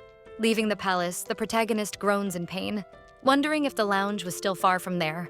The doubt of whether or not she was lost starts creeping into her mind. Somewhere else. A woman with red hair complains, asking why her desserts keep getting rejected. After all, they had promised her that next time, her desserts would be presented to His Majesty. She had even developed a new recipe just for that. The girl was an imperial pastry chef. Her name was Sophia Sacher. Indignant, she asked what the reason for this was. A few days ago, a man pointed out that Sophia had already been working for 2 years as a professional pastry chef, so she could start making desserts for His Majesty. The one saying that was the palace's head chef himself. Hearing this, the young woman gets excited, asking if it was really true. The man affirms again. However, he adds that they couldn't serve a regular dessert to someone so important, asking the girl to make a dessert that His Majesty had never tasted before. Sophia had started cooking when she was just 15. She did any task she was assigned and always worked hard, focusing entirely on her desserts. The memories of people asking if the dishes were already clean still lingered in her mind. She became a certified pastry chef about 2 years ago. However, that didn't mean they would give her a chance. After so much effort, after so much time, finally an opportunity came up. She wondered if all of this was because she was a woman. From time to time, someone would make a joke about it, even saying she should be at home studying to become a bride. But she tried not to let it bother her, still fulfilling all her duties. She could endure that kind of situation as long as she could keep baking her pastries. Sophia wondered how they could mock her without even tasting her desserts. The girl states that she knew she had been ignored all this time, but still, it wasn't right to ignore her dessert without even tasting it. That statement sparked something in the chef. Annoyed, he asked what she meant by that, saying he asked for something His Majesty had never tasted, and she just showed up with a regular ganache cake. Sophia tries to argue that it was just the exterior, and that the ingredients inside were different, but the man doesn't care, stating it was just a cake even after that. Trying to grab him by the shoulder, the young woman asks him to taste it for himself. Pulling her arm forcefully, the chef yells, irritated for being bothered over a simple cake. His sudden movement ends up knocking the girl's dessert to the ground, all her work thrown to the floor with just one gesture. She wonders how the chef could do something like that. The man snaps back, complaining that she had brought it too close to his face, still accusing her of dirtying the kitchen, ordering the girl to clean it up quickly. As he leaves, the chef still complains to the other cooks who watched everything, ordering them to get back to work. Sophia is left alone in the kitchen, staring at all her work now on the ground. While cleaning, she thought she couldn't keep doing this anymore. It was all just too much humiliation. Later, the young woman was sitting under a tree with the remains of her cake beside her. She blamed herself after all. She couldn't even bring herself to throw it away. Suddenly, the protagonist approaches, apologizing for bothering her. April cheerfully asks her where the lounge was. 10 minutes earlier. The protagonist thought it was a good idea to take a walk outside, but she ended up getting lost. After all, around her she could only see a dozen trees, wondering where she was. But the girl spots another person nearby. With her strength renewed, she thinks that just asking would make everything fine. Back to the present, all her energy disappeared in the next instant. After all, the atmosphere was horrible since she had arrived just when Sophia was crying.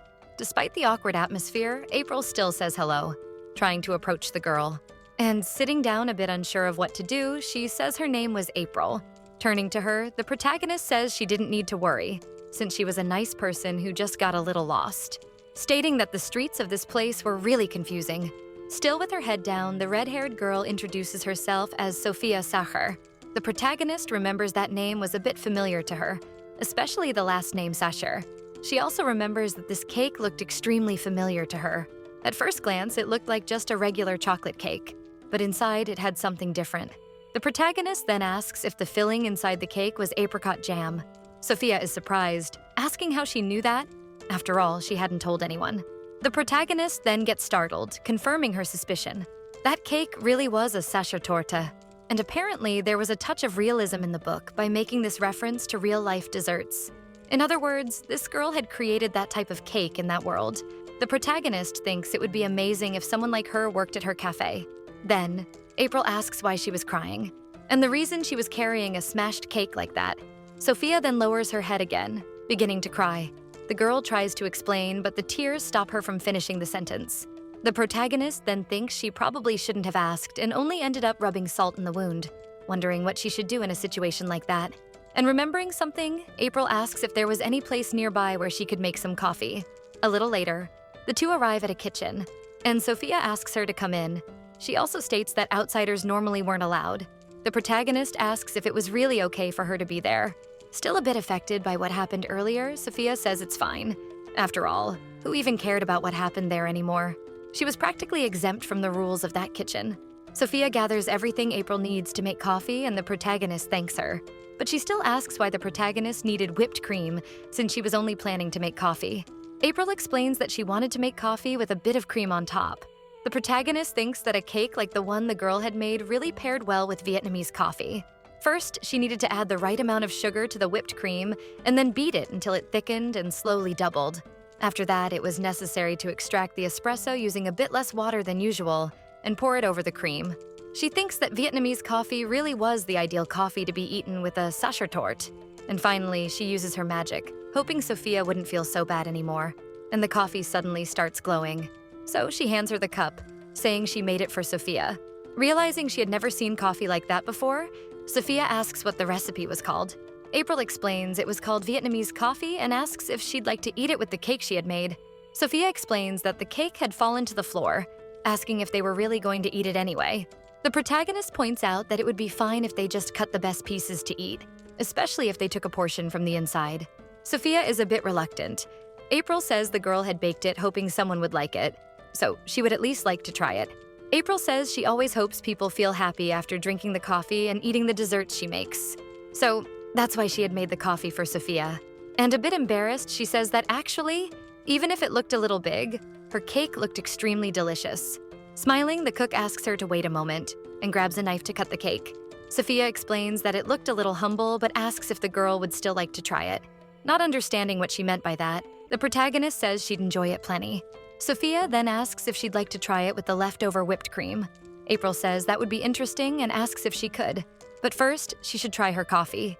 The protagonist explains she shouldn't mix the cream with the coffee, but enjoy them as they are. With a tear rolling down her face, Sophia says it's really delicious.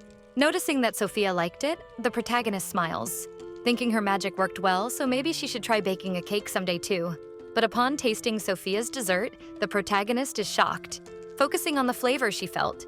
The chocolate is slightly bitter and coats the mouth, while the bittersweet taste of the apricot jam and the whipped cream topping made everything better. Not dry at all. She truly loved this dessert.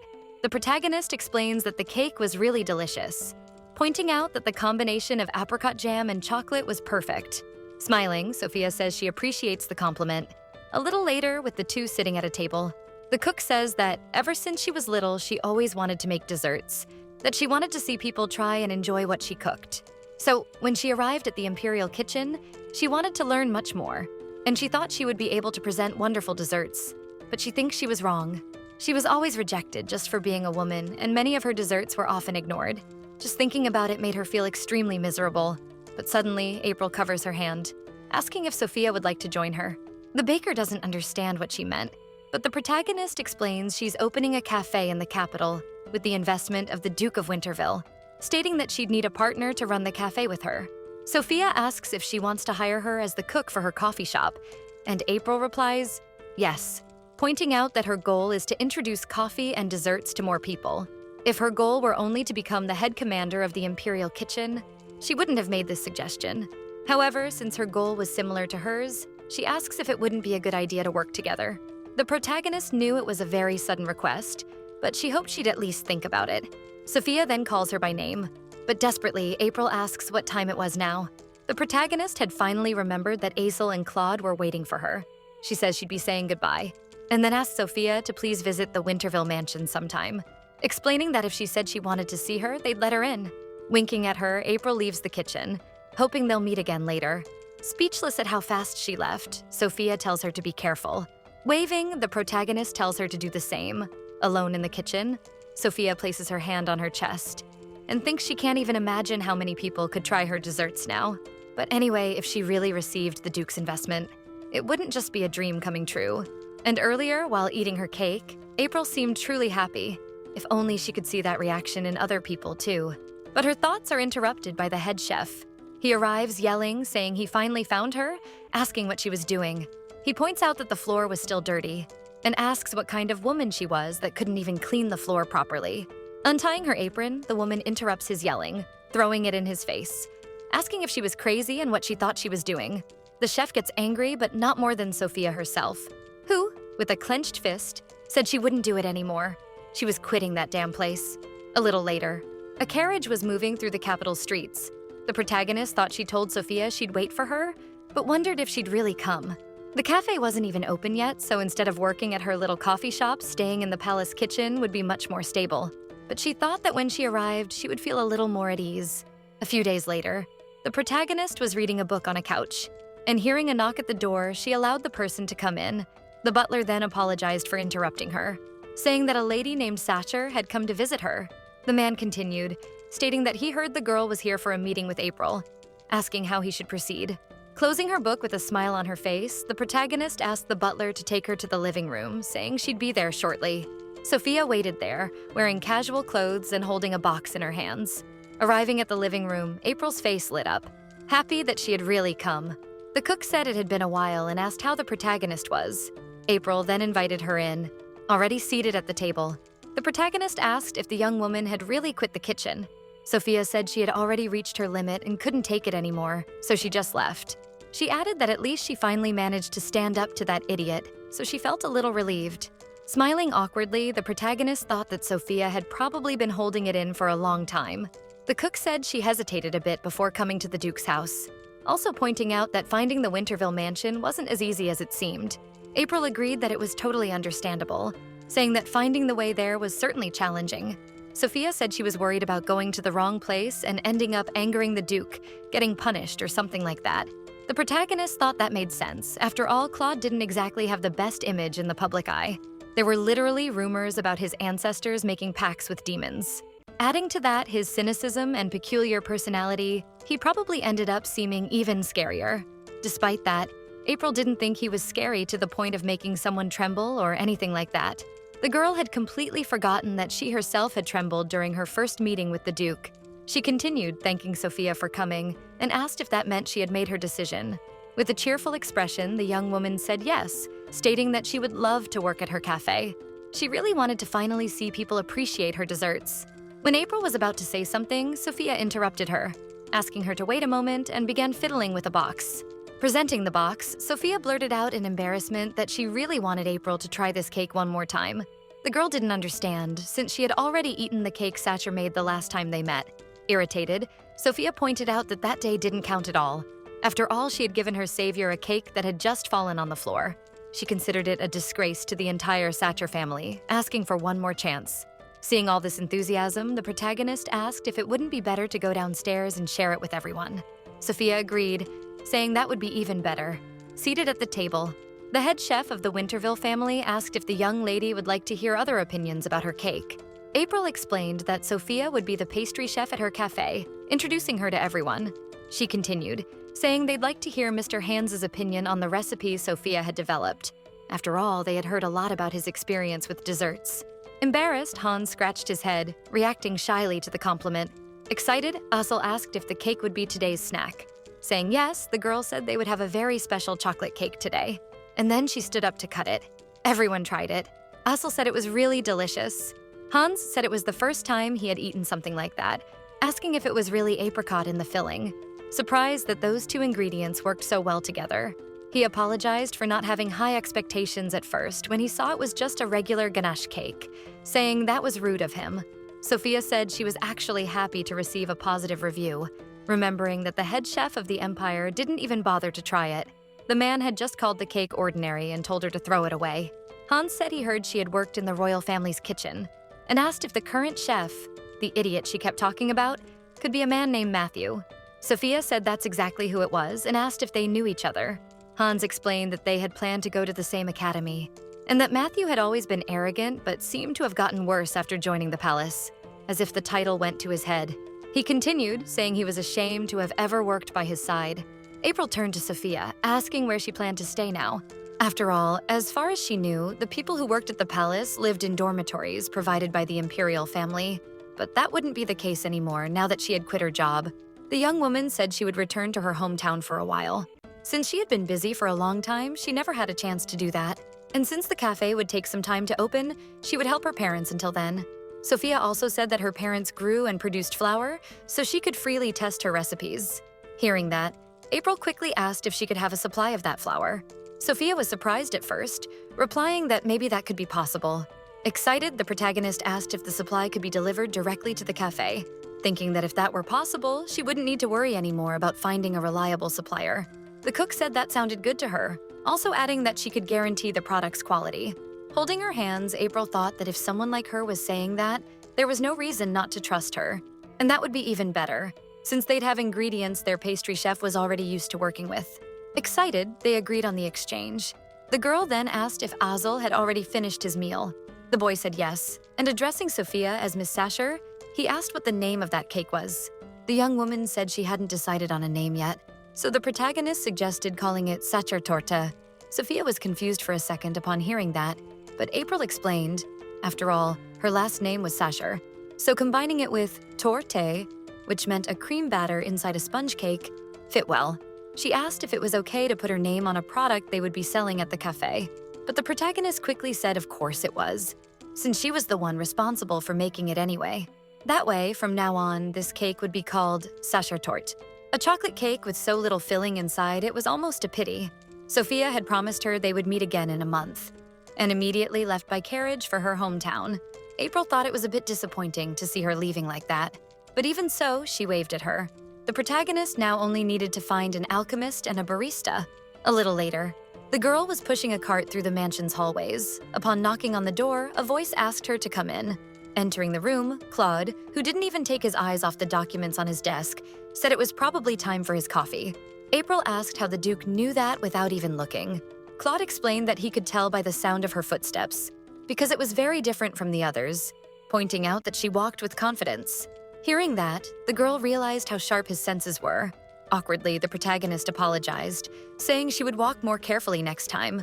But the Duke said that's not what he meant, asking her to continue just as she was, saying that feeling confident wasn't a bad thing. Still unsure of what to say, the young woman agreed. The Duke then asked what that was, feeling that something was different from usual. Smiling, April said she had made a special coffee for him today. When asked, the girl said she had made filtered coffee, a slightly different brewing method. She explained she used the drip method, which unlike espresso didn't contain any coffee oils, so the flavor was a bit cleaner. That way, the taste could be adjusted depending on personal preference. Then, April asked what flavor the Duke preferred, giving examples like a stronger acidity or even a mild nutty taste. Claude asked why. April said she just wanted to know his preferences so she could make coffee that suited him best, and annoyed, asked if he thought she would poison his coffee or something. Seeing her exaggerated reaction, the Duke said that wasn't what he meant. After thinking a bit, Claude said that in that case, he'd prefer something light instead of bitter. Feeling energized and smiling, April said she would need to prepare it a few times since the first brew always came out a bit more acidic. First, the filter was placed in the dripper and pre-ground coffee beans were added on top. Then, hot water was poured in circular motions at the center of the coffee grounds, just a little at a time, and then let rest for a moment. She pointed out that not letting the coffee infuse during those moments was really an important skill. And when the vaporized coffee finally bloomed, before it completely sank, another round of water was poured following the same steps. Since that first brew was always extremely acidic, if you preferred a more full-bodied flavor, you should separate and prepare that first. And finally, she summoned her wishes to complete it, wishing that Claude would have a good night's sleep. Finishing her entire explanation, the girl said it was ready. And Claude finally takes his sip of coffee. April asks if he liked it. The Duke says that the aroma and flavor went very well together. The protagonist thinks she would also like to try it, but since it was already late, she would hold back a bit. In her mind, the young woman laughs at the irony of drinking coffee to help with sleep. The Duke then asks her what was so funny. When she tells him, Claude asks what was so surprising about that. April explains to him that coffee wasn't normally a drink for such a late time at night. At first, the Duke doesn't understand the meaning of that. The protagonist then explains that coffee contained caffeine, a substance that when consumed at night interfered with sleep. Confused, Claude says it's the first time he's heard that word. Realizing her mistake in saying something that probably wouldn't be discovered for years, April thinks she really must sound strange talking about that. Trying to cover up, she says she read that a while ago in a book about the effect of caffeine on sleep. Agreeing, the Duke changes the subject, asking what that was behind her. Looking at the cart, the girl explains that it was a dessert called Sachertorte, and that it had been developed by a pastry chef who would work at her cafe. So she wanted the Duke to try it. Claude is surprised to hear she hired a pastry chef. A bit embarrassed, she explains that it was practically impossible to try and organize and do everything alone in a cafe. But then she apologizes for having gone through the whole process without even consulting him. The Duke asks what she was apologizing for. After all, the cafe was entirely her responsibility in the end. Sighing, he says he didn't have much knowledge about that business, so the girl had the freedom to do what she thought was most appropriate. Then he returns to the topic of the dessert, asking if they wanted him to try it. Agreeing, the protagonist says she would bring him a piece right away. With the cake already on the plate, she asks the Duke to eat and give his opinion. After eating, Claude says it was sweet. April asks if that's all he had to say. The Duke says he really didn't like desserts, especially if they were too sweet. A little frustrated, the protagonist says he should have mentioned that earlier, and that it was fine if he hadn't eaten it. Observing her reaction, the Duke sees an opening. Standing up and walking toward her, Claude asks if by any chance the girl was upset. Blushing and embarrassed, April yells, asking who was upset here, saying she was just disappointed. Smiling, Claude says that's a relief. Seeing him walk away, the protagonist thinks indignantly that it scared her, wondering why he suddenly got close and made such a fuss. The Duke then says that, come to think of it, he didn't know much about April. The girl doesn't understand, not getting what he wanted to know about her. Claude says he hadn't asked her anything about herself until now. The protagonist says there wasn't anything particularly notable to share. But the Duke replies that he won't ask anything unusual. He just wants to know the basics, things like her family and past. Gripping the table and anxious, April says she has no family. But she swallows hard, thinking that, strictly speaking, regarding the family of her current body, they had existed up until about 2 months ago. Looking at her from the corner of his eye, Claude says he understands. The girl thinks that when someone says they have no family, people usually react quite strongly. She wonders if it's because Claude was used to that he remained so calm. The protagonist never expected that kind of solidarity coming from a male lead in this kind of situation. Changing the subject, he asks about the cafe, wanting to know how long April had been working on it. The girl says she had been keeping it running for about a month, but of course had studied a bit on the subject before that. But April is still surprised by the question. After all, she thought the Duke had that information for a long time. The protagonist doesn't understand when she hears that this wasn't the case. Claude had all the means to check her background, and since she would be someone serving him coffee every day, it would be natural to take some precautions.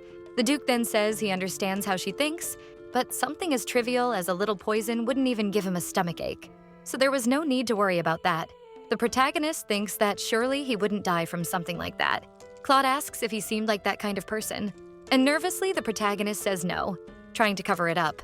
But the Duke quickly realizes April was lying, saying it was very obvious when she did. The protagonist asks if he couldn't just ignore that, but Claude doesn't miss the chance to tease her a bit, and smiling says that it's fine, that he would kindly do so. Then he asks what the girl was doing before this. When confronted with that question, the girl realizes he was referring to the real life of this world's April, before she was in her body. The girl didn't have much to say about that, and a little embarrassed, explains that she lived a normal life with her family. April thinks that although she was more or less neglected, she wondered how many noble families actually had a close relationship between parents and children.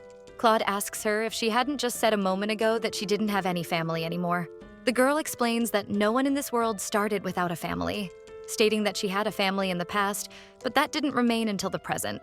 The Duke says he understands what she means. But turning around, the girl indicates that it wasn't something he needed to worry about, and explains that in fact, her parents hadn't really died. It turns out she had requested to be removed from the family by her adoptive parents. Claude doesn't understand and is surprised for a moment, then asks her why she would want to be rejected by them. Repeating and trying to understand the question, Claude finally asks if she was adopted, which she answers yes, and after that had left her family to open a cafe. Smiling, the Duke asks if she was sure she hadn't just run away from home. Laughing, she jokes, saying there's no way someone her age would be running away from home. Claude then asks her if she ever went after her biological parents, and April herself replies no, questioning why she should do that. Claude answers that the white magic attribute was strongly influenced by genetics, but he quickly realizes that the girl probably didn't know that either. She replies that she really had no idea, saying it's the first time she's heard about it. So the Duke takes this as an opportunity to explain how it all worked. He points out that white magic was often inherited, and that there was a high possibility one of her parents had that ability. And considering there weren't that many mages with that attribute, finding her biological parents wouldn't really be a difficult task. The protagonist is confused, thinking about finding her real parents. Claude says that as her business partner, he could help her with that. She thinks that if it were the real April, maybe she'd like to do that and search for her origins. However, she wasn't sure if those people would get along with the Leonin family, so she gently declines his offer. And when asked why, the protagonist says that it would have made sense if she had that opportunity when she was younger. But at the moment, she didn't really find it useful to look for them now, and also didn't want to waste the emotional energy required for that. With his hand on his face and thoughtful, Claude says he'll respect her wishes. The girl then asks if he was curious about anything else or had another question. Claude replies that actually, no. April says she said this several times, but really hopes the Duke doesn't think she approached him on purpose or with hidden motives, explaining that she just wanted a peaceful life while managing her cafe. Claude says he understands, but asks if the young woman had any questions for him. Surprised, April asks if he would really answer if she asked him, receiving the reply that it would depend on her question. Because she had read the whole novel, there weren't many things the protagonist didn't know about Claude. Even so, she would like to hear something directly from him.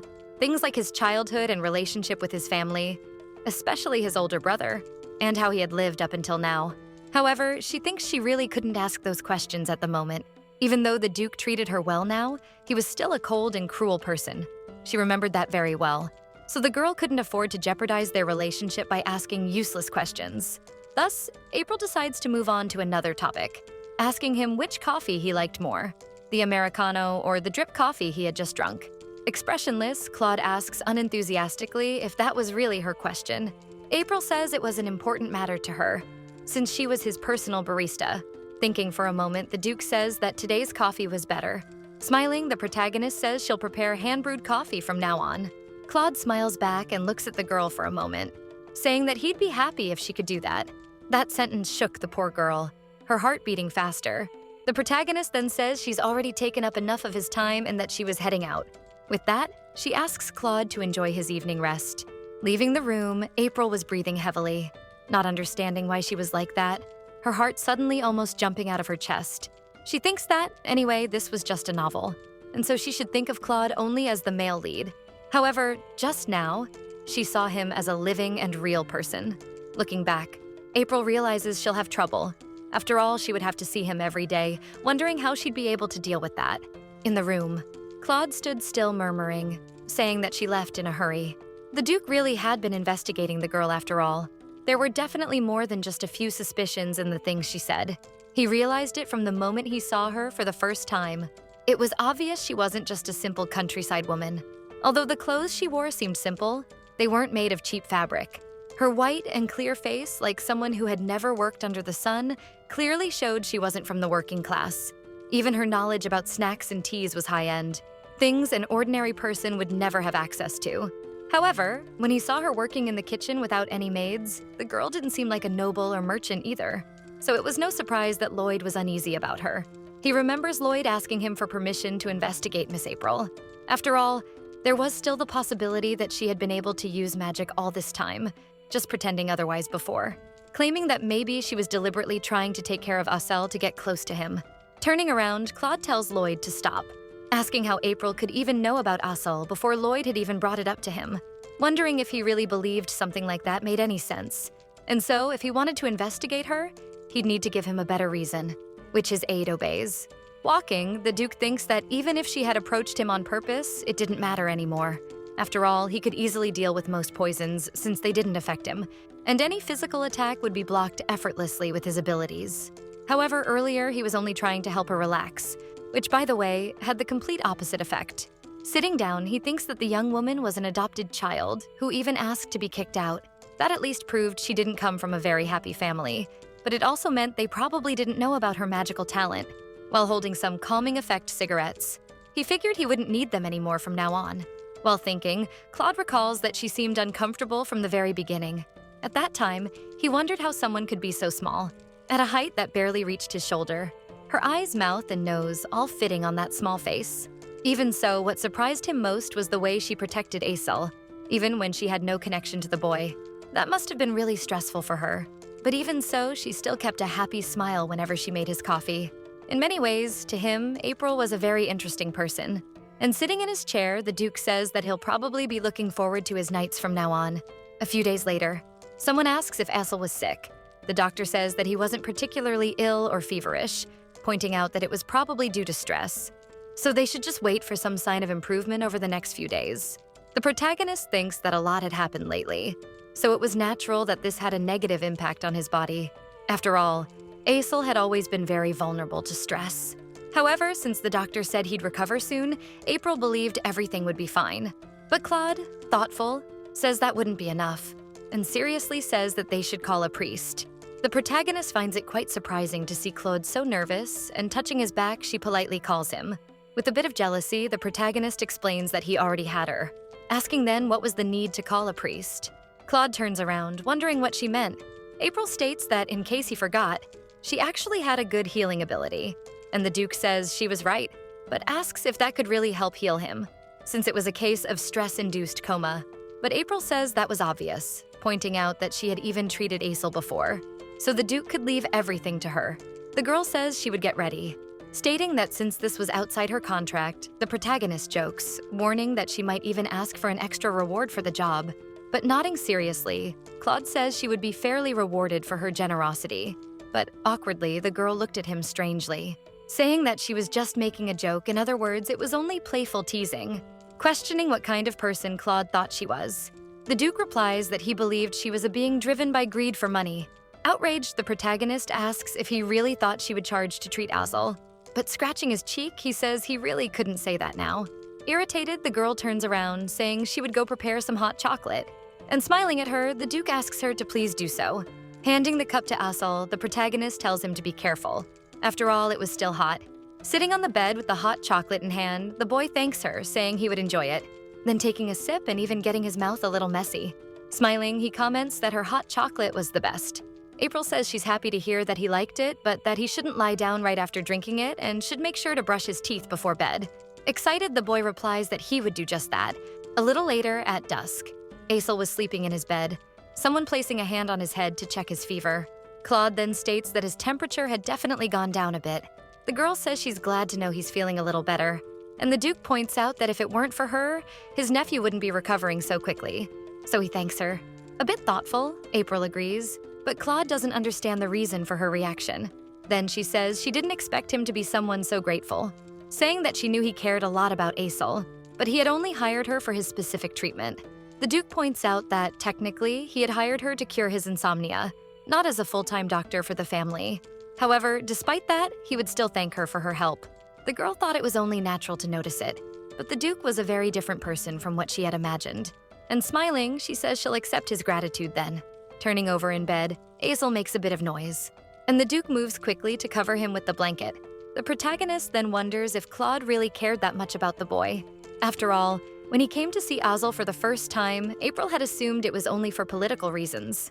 Just like in the novel, he didn't seem like someone who cared much about his bloodline. But now, she was sure of one thing.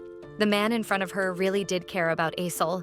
So, April says that the boy was very lucky to have an uncle who cared so much about him. The Duke turns to her and says she talks as if there were no one who cared about her like that. So the protagonist explains that it was because she really never had anyone who saw her that way. In her past life, the girl had been an orphan. Obviously, she had contact with the teachers and other children in the orphanage too, so she didn't feel that alone. But there was still some distance that made it hard to really think of them as her family. After she became an adult and gained her independence, no one had ever really cared about her. And maybe that's why in moments before her death, the girl had imagined what it might be like to have a family like that. And it was when she became April Linen that she realized sometimes it was better to have no family at all despite everything. After all that, she had tried to be a little less greedy with the things she thought she couldn't have. Claude asks her if she still thinks she has no one like that. The question surprises her for a moment. Then the Duke continues, asking if she really thought there wasn't anyone who cared about her.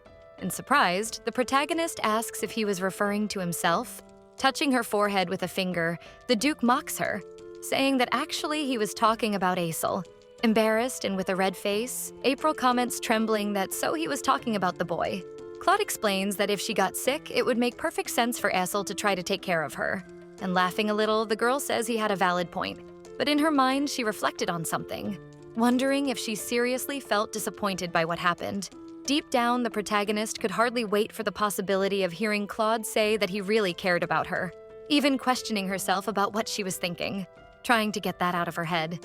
Speaking a bit louder than she should have, due to nervousness, the protagonist explains that since the boy was getting better now, she would move on. And if anything happened, they could call her, wishing a good night and hurrying out of the room. As she ran, the girl thought that all of this had been extremely embarrassing. Still standing in the room, the Duke thought that she had really run off and escaped again. Claude thought he should have admitted that he also cared about her, but he was genuinely impressed with how amusing her reaction had been. Then, the Duke wondered what exactly he was worried about, wondering if it was about April. When he saw that sad expression on her face earlier, while the girl said she didn't have anyone like that, the Duke felt as if she were ready to disappear. That activated something in him, making him even want to reach out to her. But in the end, he held himself back, wondering what he was thinking, acting like he was worried about April. Then, he clenched his fist to restrain himself. Claude thought it wasn't possible that he could have feelings like that for someone. That was something that should never happen. A few days later, Essel and April walked hand in hand through the garden. Meanwhile, Lloyd approached, stating that he had been looking for her. The young woman asked what brought him there. The man stated that a smell of stale, damp, and moldy water had just arrived at the castle, already inside the Winterville estate. The protagonist looked at the woman's expression. Her face was basically screaming that she wasn't happy to be there. April remembered that apparently alchemists were extremely arrogant, and that probably had to do with the fact that there weren't many of them. So the woman was probably irritated that Claude had summoned her like this, which could have hurt her pride. Trying to start a conversation, April said she was happy that she came and introduced herself. The woman coldly introduced herself as Hannah Turner, and with crossed arms said she had already been informed by the Duke. April asked Essel to greet the woman too. That statement surprised the alchemist, questioning why she had the noble introduce himself first, which apparently went against the rules of hierarchy. Realizing her mistake, she had forgotten that Essel should have been the last to introduce himself. After all, even though an official announcement hadn't been made yet, Essel would be the future heir of the Winterville estate, being considered high-ranking even among other nobles. The woman sighed, and standing up, she gave a formal greeting to Essel, pointing out that as she had heard from her lord, she was the alchemist summoned by the Duke of Winterville, named Hannah Turner. After a moment, she wondered why the boy wasn't responding, doubting whether he hadn't been taught proper etiquette yet. But the moment she was going to look at him, with a serious expression, the boy questioned why she was lifting her head. After all, he hadn't said a word yet. The cold aura the boy gave off even sent chills through her. April quickly interrupted him, not noticing his behavior. She said the boy should go ahead and greet Miss Turner back since she was waiting. Shyly, the boy said he still didn't really know how to greet people properly. She thought that made sense since Essel hadn't had time to learn all that due to the hectic situation. So April asked him to just do it the way he always had before. Then smiling, he agreed, calling her Miss April, his happy expression contrasting with what had just happened moments ago. Essel said he was happy to meet the woman, introducing himself and asking her to stand up now. She obeyed, but in her mind she couldn't help but be shocked. Hannah had heard that the boy had been living with commoners for a while, so she wondered where that overwhelming presence had come from. The protagonist explained to Essel that she had something important to discuss with the lady and asked if he would mind going to another room now. The boy said it was no problem and that he was going. Watching all of this, the alchemist thought that real Winterville blood was much thicker than water. Not even a peaceful place could erase who they were inside. The woman asked what the need for her services was, asking if they expected her to make equipment for a coffee shop. April said that was her plan. Hannah then mocked her, questioning the point of investing her time and effort into something like coffee, thinking it was ridiculous, pointing out that tea was a much more delicious beverage, asking if the protagonist didn't think so too. A bit irritated, April asked if the woman was really trying to compare coffee with something like tea. Unlike the history of tea, which was relatively long, espresso machines had only been invented recently, so coffee really didn't have a long history in that place. She had already heard that some nobles believed coffee was truly inferior to tea, but she hadn't expected Winterville's alchemist to be among them. With a slightly worried expression, the girl asked if Miss Hunter was planning to help her anyway, and the woman replied that of course she would. However, the alchemist wanted to make one thing clear first. She was merely someone who offered her skills in support of the Duke's family, but she didn't do it as an employee of his. Therefore, Hannah wasn't obligated to fulfill all of their requests, not even if they came from the Duke himself. So she was curious as to why she should help the protagonist with her coffee business, a job that the woman had absolutely no interest in. The girl asked if she had at least ever tried coffee. Hannah said yes, and the protagonist asked what it tasted like. The alchemist replied that it was bitter and unpleasant, stating that when compared to the delicate nature of tea, it was simply something crude and terrible. As if someone had touched an open wound, the protagonist became tremendously irritated, thinking that coffee could also become delicate. Even the slightest change in preparation could completely alter its flavor. Calming down, April thought that the one who needed something here was her, and that if Claude had recommended her, then that woman must have the skills needed for the job. However, one thing should come first. She really wanted to show the charm of coffee to this woman. So April asked if there would be any problem if she prepared a small cup of coffee for her. The alchemist didn't understand for a second, but the protagonist continued, asking if she would be willing to give them a chance to try and change her mind about coffee. Mocking it, Hannah asked if she was being serious, saying that April didn't need to do that, but if she really thought she could change her opinion with just one cup, she was more than welcome to try. With renewed spirit, the protagonist said she should look forward to it. A moment later, in another room, the protagonist thought she had spoken with too much confidence, but didn't even know exactly what to make for Hannah, holding her head while trying not to panic. For her, it wouldn't be enough to prepare something that wasn't to the alchemist's liking. But trying to stay focused, the protagonist thought that if she tasted the coffee and changed her mind, she would probably be more interested in working on building the machine. From afar, the woman then felt a slight chill down her spine. Thoughtfully, the girl believed that, before anything else, the most essential tool for her cafe was an electric milk frother. And since it couldn't be replaced immediately, they needed to create a menu using a simple whisk. The alchemist apparently hated bitter flavors, so she would need to make a coffee that was sweet and didn't have too strong a coffee taste. While she thought, Aisel observed her in silence and asked if something was bothering her. Hesitating for a second, the protagonist said it was nothing and that he didn't need to worry much about it. Then, handing her something, Aisel asked her to eat a bit, saying that eating something sweet always made her feel a little better. That seemed to give her an idea, because she believed that might work a little. And calling Aisel, who was eating his sweets without a care, the girl stood up abruptly, asking if he'd like to do something fun together. A little later, in the kitchen of the Winterville estate, Hans asked how he could help them today, greeting his young master and Miss April. She greeted him and said that today they needed sugar, coffee, and baking soda, asking if the man could prepare them for her. Curious, Hans asked how she planned to use the baking soda. And rolling up her sleeves, the protagonist explained that they would be making a bit of dalgona coffee. It turns out dalgona was a very famous sweet in Korea. It was made from a mixture of coffee, water, and sugar, in the ratio of 1:1:1. After being placed in those proportions and stirred vigorously, the coffee gradually turned into a brown cream that resembled dalgona. Apparently, this coffee had to be mixed at least 400 times to do it properly. And determined to convince someone like Miss Hannah, she would need a drink that required the use of a fully automatic mixer. So dalgona was the perfect example. Curious, Hans asked what exactly a dalgona was. The girl explained that it was a snack she used to make and eat in her hometown when she was younger, pointing out that it was made from sugar using a ladle, melting it and adding a bit of baking soda, thus being considered a sweet and salty snack. He thought that preparing it in a ladle made it sound delicious. The protagonist agreed, claiming that for that very reason, many children had upset their mothers by using their ladles without permission.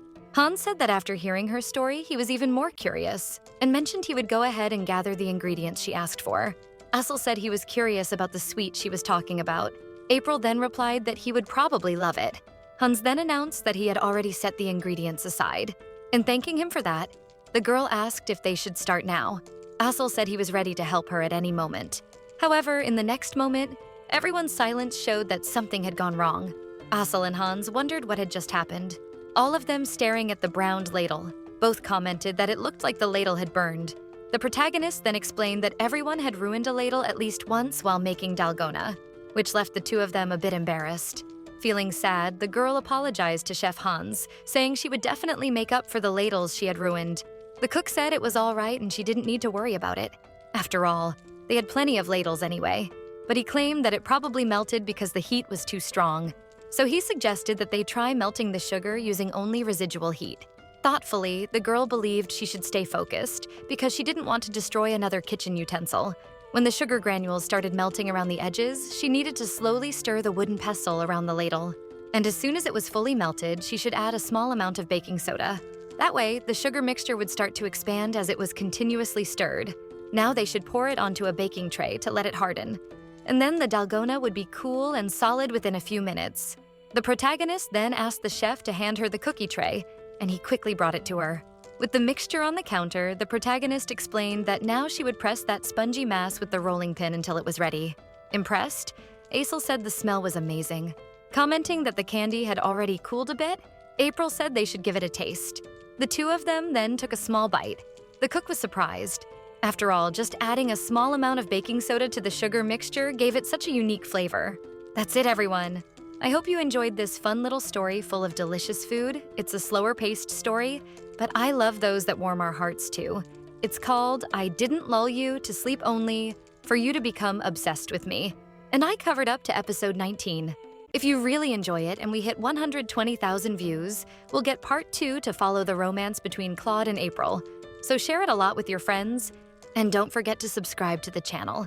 Kisses, and see you next time.